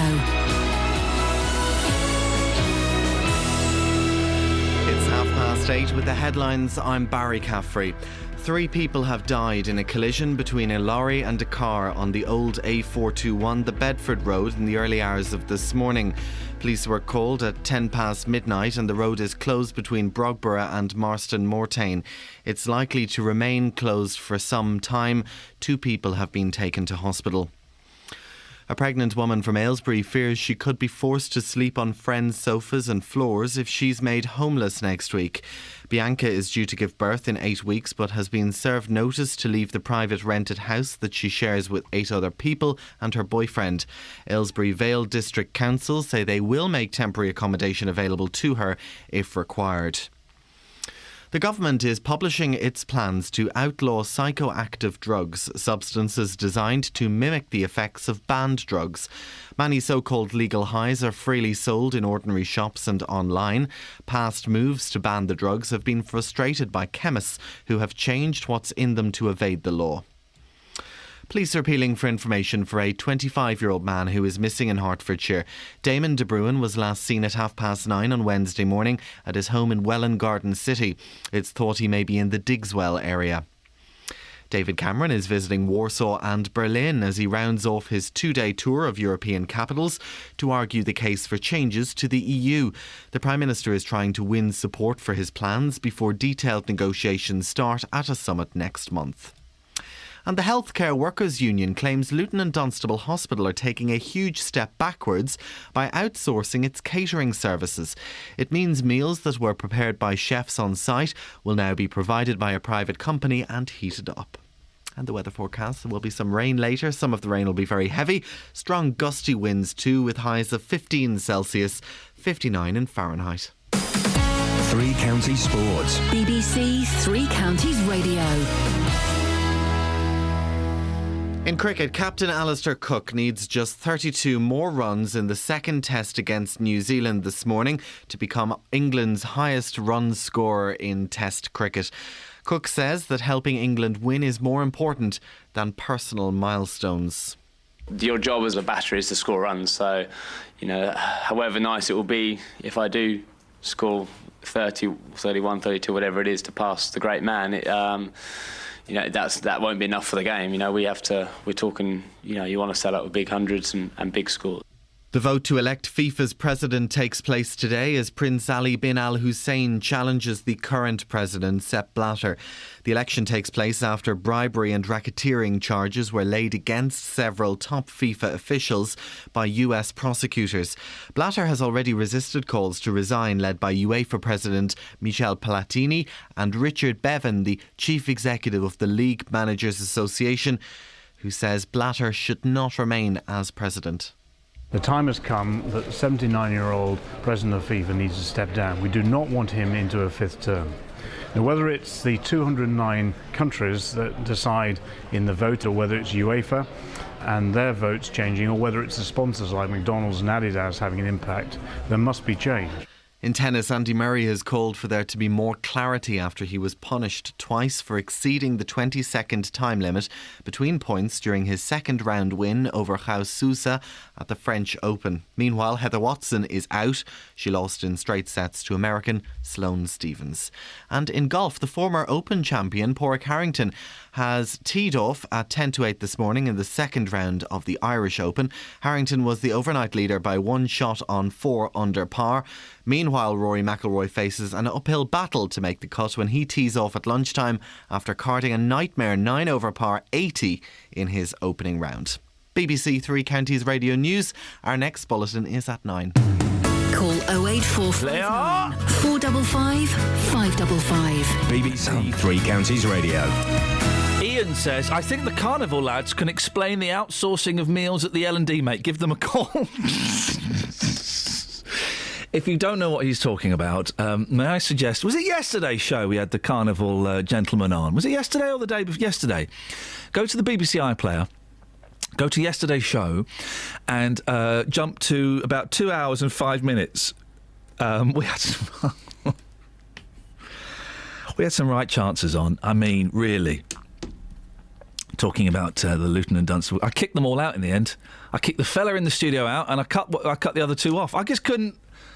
What's been with the guests this week? I don't know, because in that case, I mean, they're all talking about different things, not listening to each other, and I haven't got a clue what was going on.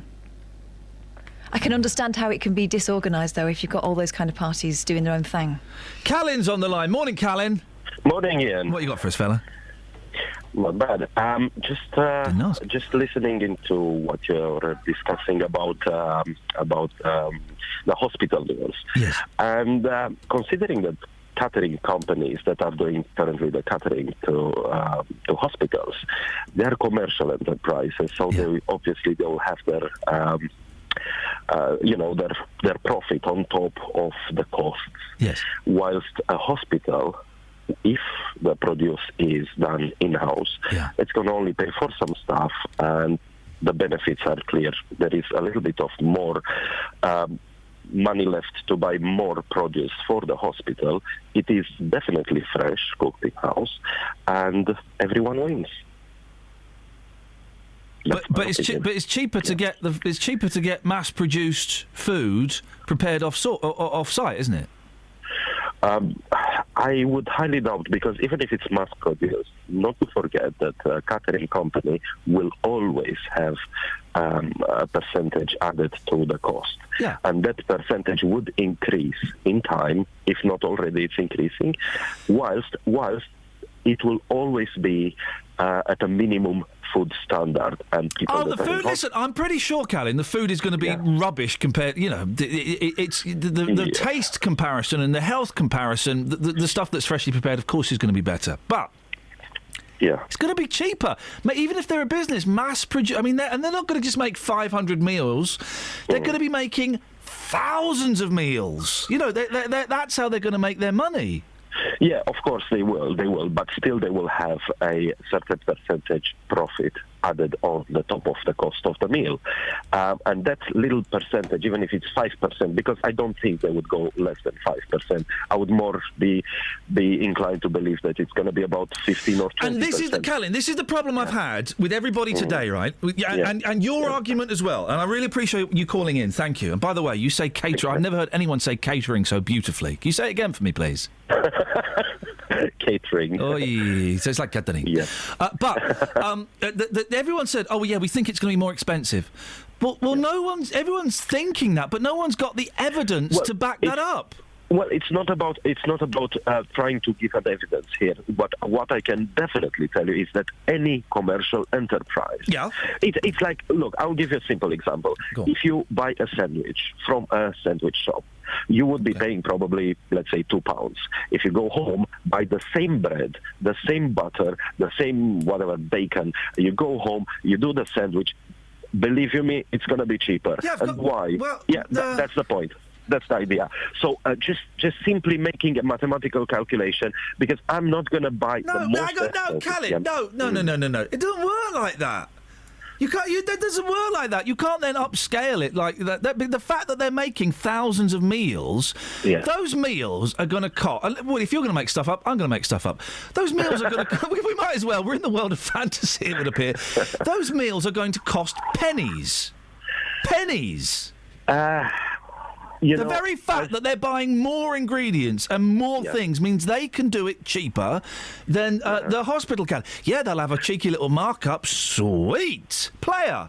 But it's going to be cheaper, isn't it? I still don't. I wouldn't believe that. Right, I wouldn't believe that because the suppliers that are for the hospital, that are for the catering company, catering. Here you go again. I love it. I love it. All right. Callan, listen, your homework this weekend is to find Ev. I want you to find evidence that it's actually going to be more expensive. And then you can call me up on Monday and you can pwn me, fella. You can take me down to a place I like to call Chinatown. Hey, Callan, do you listen to this nonsense a lot, this show? I do listen quite a lot, and it's not nonsense. Well, you're very kind. And it's the first time we've spoken, isn't it? I believe so, yes. Okay, well, listen, I've spoken to your colleagues a couple of times before, but everyone is saying, oh, your accent is very interesting. Where are you from? Well, I'll let you guess. I'm not even going to... hang on, Catherine has slept her way around the world. Well, I haven't been here. Egypt? Are you Egyptian? No. Oh, no. Don't offend the man. He'll never call us again. He said guess. He opened the floodgates. No, it's no offence. I've been to Egypt. However, I'm not Egyptian. No, I'm Romanian. I was born in Romania, and I live. And this is why you see. This is why we didn't allow.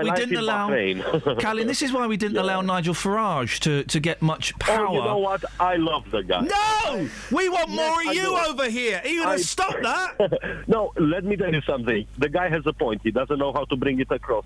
Fair enough. Okay. If somebody else would be more charming to put it across well, it would be funny and even better. But I agree with him in principle. Well, in that case, Callan, go back home then. No. If my wife wouldn't be British, I wouldn't be here. Oh, I see. So you agree with Farage, but only because it works for you. He's only here for the ladies. He's here for the British women. Get your hands off our girls, Callan. Leave some for us. I will promise you one thing. Whenever I get my British citizenship, I'll invite Nigel to the ceremony.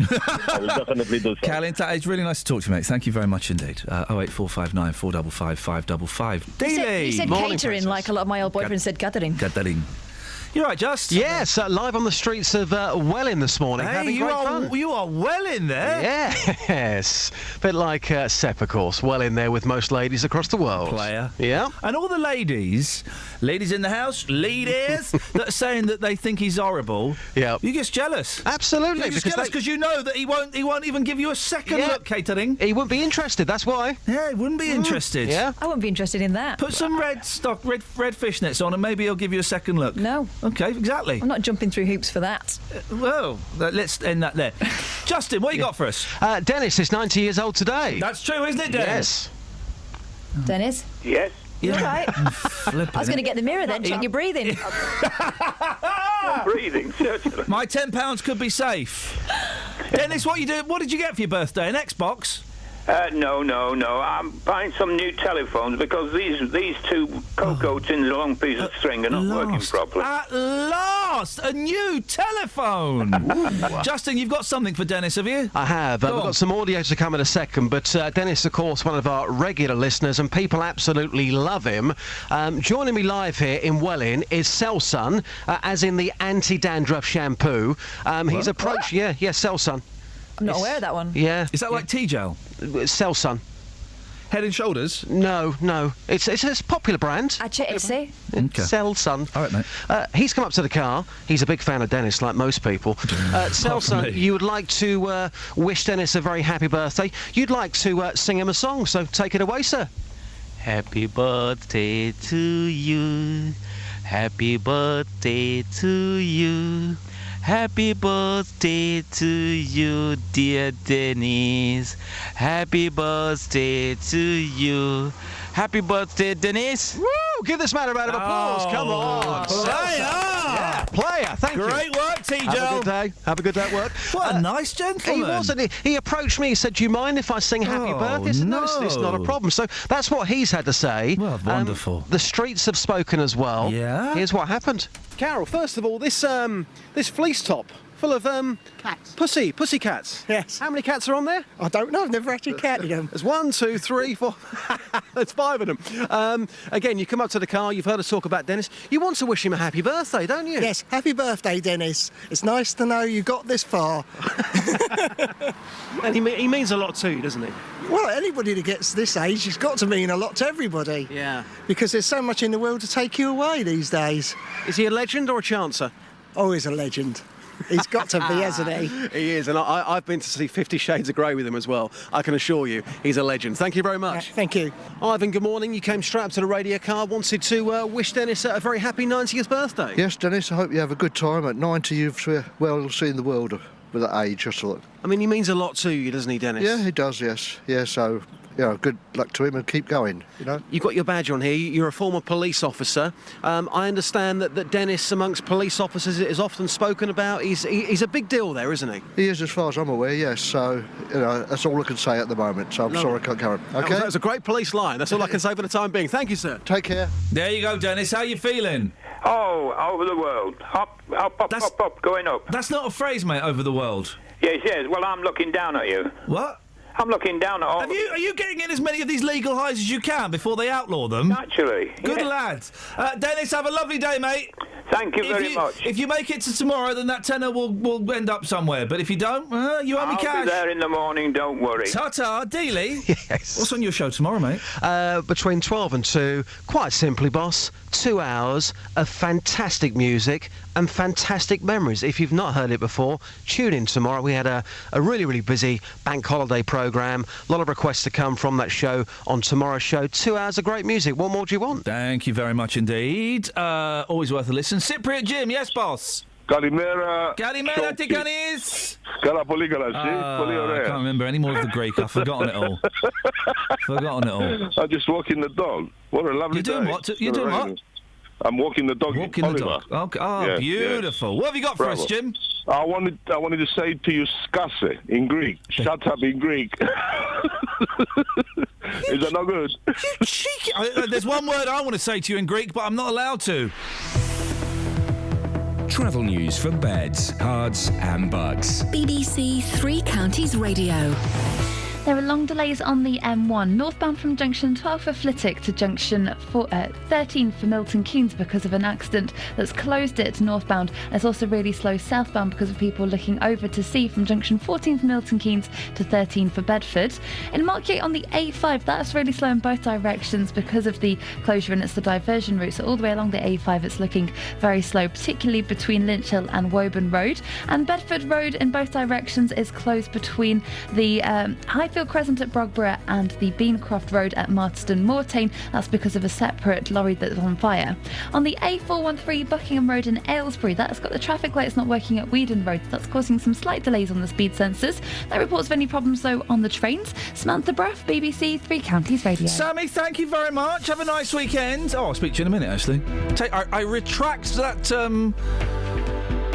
comment about the weekend, and we'll do it again later. Or maybe not. See how we feel. Might have changed my mind by then. I might want her to have a terrible weekend. I just don't know, Kelly. I'm like a crazy man running around town naked. 8:47. It's Friday the 29th of May. I'm Iain Lee. These are your headlines on BBC Three Counties Radio.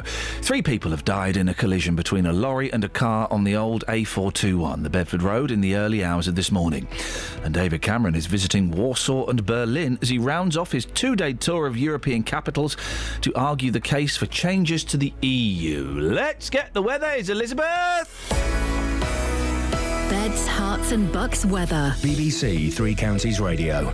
Hello, very good morning to you. We're going to see some heavy rain soon, probably over the next couple of hours or so. That's when it's going to start to push in from the west, and we'll see some heavy downpours just for a short time, I think, and some strong gusts of wind as that rain eventually clears its way eastwards. So by the time we get to the middle of the afternoon, it should be much drier again. We will perhaps see some showers around, but lots of dry spells and some spells of sunshine as well to end the day. Top temperatures today up to around 16 degrees, 61 in Fahrenheit. The winds will start to ease down through the afternoon too.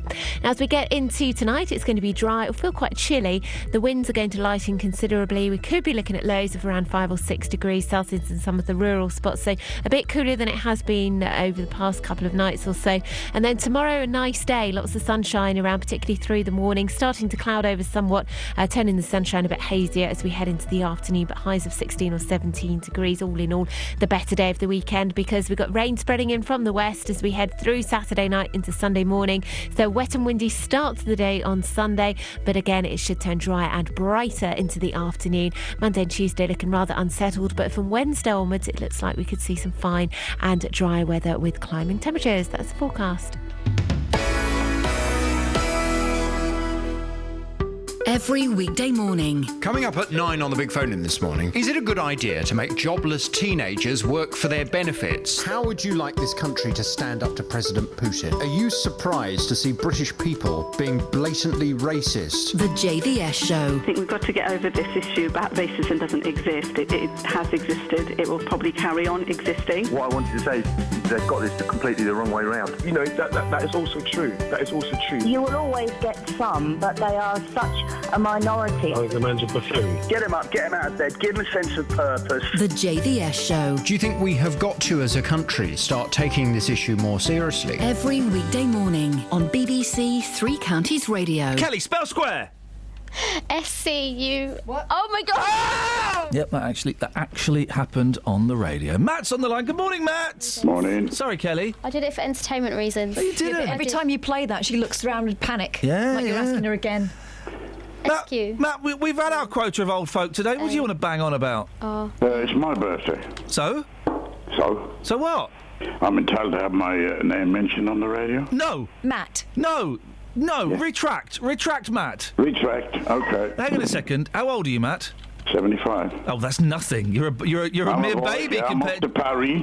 Are you? Oh. Yes, this morning. Are you going to gay Paris? I'm going to Paris, and I'm going to Hotel de Paris. Who's the lucky lady, Matt? Or are you going to pick one up when you get there? I will tell you when I come back. Hey, Matty Boom Boom. You're not staying in Pigalle, are you? We will be on the Eiffel Tower. Oh yeah. And we will do. Are you doing a French accent? We will ring the bells of Notre Dame. I don't think you will. I don't think they let you do that. And the Eiffel Tower's... They will. The Eiffel Tower's full of pickpockets. You know that, don't you? We'll keep an eye out for the pickpockets. Have you got a bum bag? I've got no. Yeah, he has. He's I'm 75. very good with my money, so don't worry about that, Ian. I'm a bit like you, Ian, because you won't come up to the stance for a drink. I'm terrified of that place. It sounds awful. Very careful, yeah. Although apparently they do good food. They do good food there, don't they? Absolutely. Now, yeah. How brilliant. long are you going to go to Paris for? Till Monday. Oh, mate. Dirty weekend. Suck on bleu. Are you going to suck on what? Suck on bleu. Are you going on the train? Yes, on the old Euro Star. He's very French today, isn't he? I'm very French today. Are you going on your own, or is someone escorting you there? I've got a friend with me today. And what is her name? I am not telling you. Hey! You're such a big mouth. What? I will not say nothing to you because you spread it around. Hey! Hopefully you'll be spreading it around, Matt. I hope so. If everything goes to plan, you Yes, mucky very old good, devil. Yes, I'm looking forward to it. Well, I mean... to what? I sound like Sepp Blatter. You sound like Sacha Distel. I don't think anyone can Sacha resist. Distel, what time are you coming raindrops to get are me? falling on my head. Go on, Kelly, what? What time are you coming to get me, Matt? I'm packed. Kelly, we are going to have a great time, I can guarantee you that. Well, Matt, listen, I am shocked. I'm speechless. Have a wonderful birthday. Have a wonderful time. Have a great bunk up. And fingers crossed, we'll speak to you on Monday, unless it kills you. Okay, I'll be still here Monday, don't you worry. Ta-ta, Matt. Have fun. Au revoir. He's going on a dirty weekend. Get in there, my I son. love how happy he sounds. He never sounds that happy. Well, I knew there had to be a change. It's not just his birthday. Oh, isn't that Christmas funny? has come too. Isn't that funny? That's brilliant. Yeah, that's well done, Matt. Well, happy birthday, Dennis. Happy birthday, Matt. And he won't be going up the Eiffel Tower. He ain't going to leave that hotel room. Partly because he'll put his back out. Sue's in Aylesbury. Morning, Sue. I'm sorry you have to follow that filth. It's outrageous. Pensioners having it away. Or naughty. That's fine. What have you got for us, Sue? I was just going to tell you that there's a fantastic charity in Aylesbury known as AHAG, Aylesbury Homeless Action Group. They work very closely with Aylesbury Vale District Council and all of the associated agencies. I thought of it with the story you were running about the pregnant young lady, yes. Yep. There's a couple and she's pregnant and the house they're in, they're not allowed to stick around and so they're going to get booted out next week. It's all rather unpleasant. And we wish them... She should get herself down to Aylesbury Vale District Council. So just this charity you mentioned, Sue, how would they be able to help? What kind of practical advice can they offer to someone who is in a pretty desperate situation, let's not forget? Well, I'm just a volunteer. I don't know all the ins and outs, but they have got trained caseworkers that work on all of the problems that have caused a person to be homeless. They are a really fantastic charity. As I say, they normally work with referrals from Aylesbury Vale District Council. They can be contacted. There's a phone number, 01296 435 026, or just rock up at their offices and ring the bell. That's at 2 Rickfords Hill. So listen, I really appreciate you mentioning that. It's a desperate situation for that poor couple, soon to be trio. And let's hope it all gets sorted out one way or t'other. Boyles. Yes, do you want a text? This is from Katie in Luton. Morning, Katie in Luton. I'm incensed by the situation that blame and responsibility lies with the woman that gets pregnant. There's no mention of a father who seems to be free to opt out without criticism. I work in abortion care, so I have more experience than most of women making really difficult decisions. Thanks very much for that one, Katie. We've also got one here from another Matt saying, who's the French bloke? That was Mathieu. Oh, dear. Naughty. Janet, who doesn't often write things approving of Janet you. hates the show, listens to the show every day, hates it, and texts us every day with her hatred. I'm shockled to find that for the first time... What? She's shockled. Shocked and... Cuckolded. Shockled to find that for the first time I'm in agreement with Mr. Lee. Get in there. She always calls you Mr. Yeah, well, although what comes next isn't always the most polite. No, it doesn't matter. Respect. Why do these so-called experts come on so unprepared to plead their case and expect us to do the hard work? Janet. Oh, right. So I've won the argument with Scott. We've been arguing during the show about this, how, of course, I've been saying, of course it's cheaper. Because if you go to a private company, Scott said, I'm going to go get a private company to make my dinner for me tonight and bring it round my house, save myself a fortune. Then he uses a very rude sexual swear word. And the thing is, right, so it's not just one hospital ordering from a private company. It will be, let's say, 5 hospitals ordering from a private company. This is how they save the money. It's basic maths, guys. So...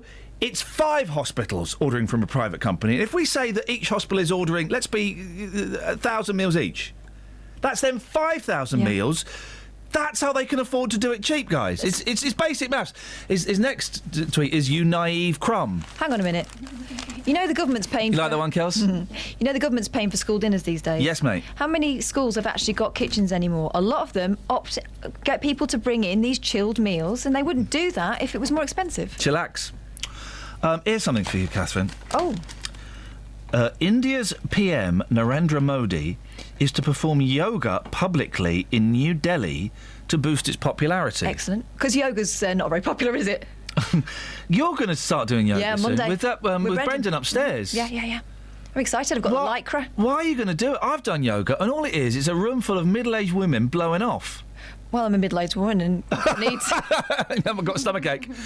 But it's yoga's... I need a little bit of headspace, and I think that would be an excellent combination of both the zen... No, it's not. The whole thing about... Because I did yoga for a bit, and the whole thing about yoga being good for centering yourself and meditation, it's not. It's really, really hard work. Who's the most chilled person in the office? Brendan.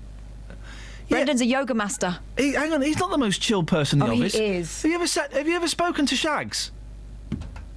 And Shags is just like a bloke with long hair and a beard. OK, let me rephrase then. Who's the most buff, zen person in the office? Tony Fisher. No, come on. I know, that was a joke. Obs. But I've done the yoga. It's really hard work. I think I can take it. I don't think... When's your first lesson? Monday. We'll talk about it on Tuesday. All right, fine, we will do, mate. And you will be stiff all over. I think you'll. Why is that a bad thing? That's it. That's your lot, thank goodness. Great to have you back, Kels. What? Do you see what I'm dealing with here, guys? Let's try that again. Great to have you back, Kels. Thanks. There we go. Thanks very much indeed. Let's get the Trav. Travel news for beds, cards and bugs. BBC Three Counties Radio. The M1 is still closed northbound between junction 13 for Bedford and 14 for Milton Keynes after an accident, and that's causing delays all the way from junction 12 for Flitwick, and it's really slow southbound through that stretch from junction 14 for Milton Keynes to 13 for Bedford because of people looking over at the accident. In Little Brickhill on the A5 northbound, that's got queues around the McDonald's roundabout with people avoiding the M1. It's also slow all the way down the M5, and the A505 Luton Road in Dunstable is really slow as well between Buscombe Road and the A5 High Street North. Lots of drivers trying to get past that of the closure of the M1. In Brogborough on the Bedford Road nearby, that's still closed between Beancroft Road and Highfield Crescent in both directions after an accident in the night. And in Aylesbury on Buckingham Road, the traffic lights aren't working at Weedham Road. Samantha Bruff, BBC Three Counties Radio. Now have a nice weekend, Samantha. Thank you very You're much. You're very, very welcome. Ta-ta. That's it. That's your lot, guys. Don't forget, a new podcast will be up soon. Thanks, Kels, for putting it together. We've recorded some nice extra bits as well that won't have been out on the radio. You'll get that on iTunes a little bit later on, or the BBC Three Counties website. Until Monday at 6 from us, ta-ta! Local and vocal across beds, hearts and bucks. This is BBC Three Counties Radio. Thank you, Iain. Good morning. Welcome to the JVS show. I'm Jonathan Vernon-Smith. It's Friday. It's 9 o'clock, and on today's Big Phone In, do you sympathise with women who get pregnant but can't afford housing? 180,000 listeners have now been online to read the story of a Milton Keynes mum with 3 children who was unhappy with the home she'd been given for free by the council. Well, today we've heard the story of Aylesbury mum, Bianca Stacey, who lives with her partner in a shared house with 8 other people. She's discovered she's pregnant, and since the landlord won't allow babies, she and her partner are now struggling to find a place to live. Well, both stories centre around local women who've started families despite not being able to stand on their own 2 feet financially. Well, I want to hear your reaction to this. Do you sympathise with women who get pregnant but can't afford housing? Pick up the phone, come on and have your say. Here's my telephone number. It's 08459 455 555. This is the JVS show on BBC Three Counties Radio. I'll take your call in just a second, but first, let's get the latest BBC News. It's 9:01. Here's Barry Caffrey. Good morning. 3 people have died in a collision between a lorry and a car in Bedfordshire in the early hours of this morning. The lorry caught fire after the impact, which happened on the old A421 road. More details from Carol Abercrombie. Police were called just before 10 past midnight, where 3 people were pronounced dead at the scene. 2 others have been taken to hospital. The road's closed between Brogborough and Marston Mortain, and police say it's likely to remain closed for several hours. A pregnant woman from Aylesbury fears she could be forced to sleep on friends' sofas and floors if she's made homeless next week. Bianca is due to give birth in 8 weeks' time, but has been served notice to leave the private rented house that she shares with 8 other people and her boyfriend. The landlord doesn't allow children in the house, so they have to move out on Tuesday. Scott Dawes is from Shelter. It's increasingly common, not least because private renting has gone through the roof in recent decades. There are now sort of 11 million renters, and the number of families in many areas renting has doubled in the last 10 years.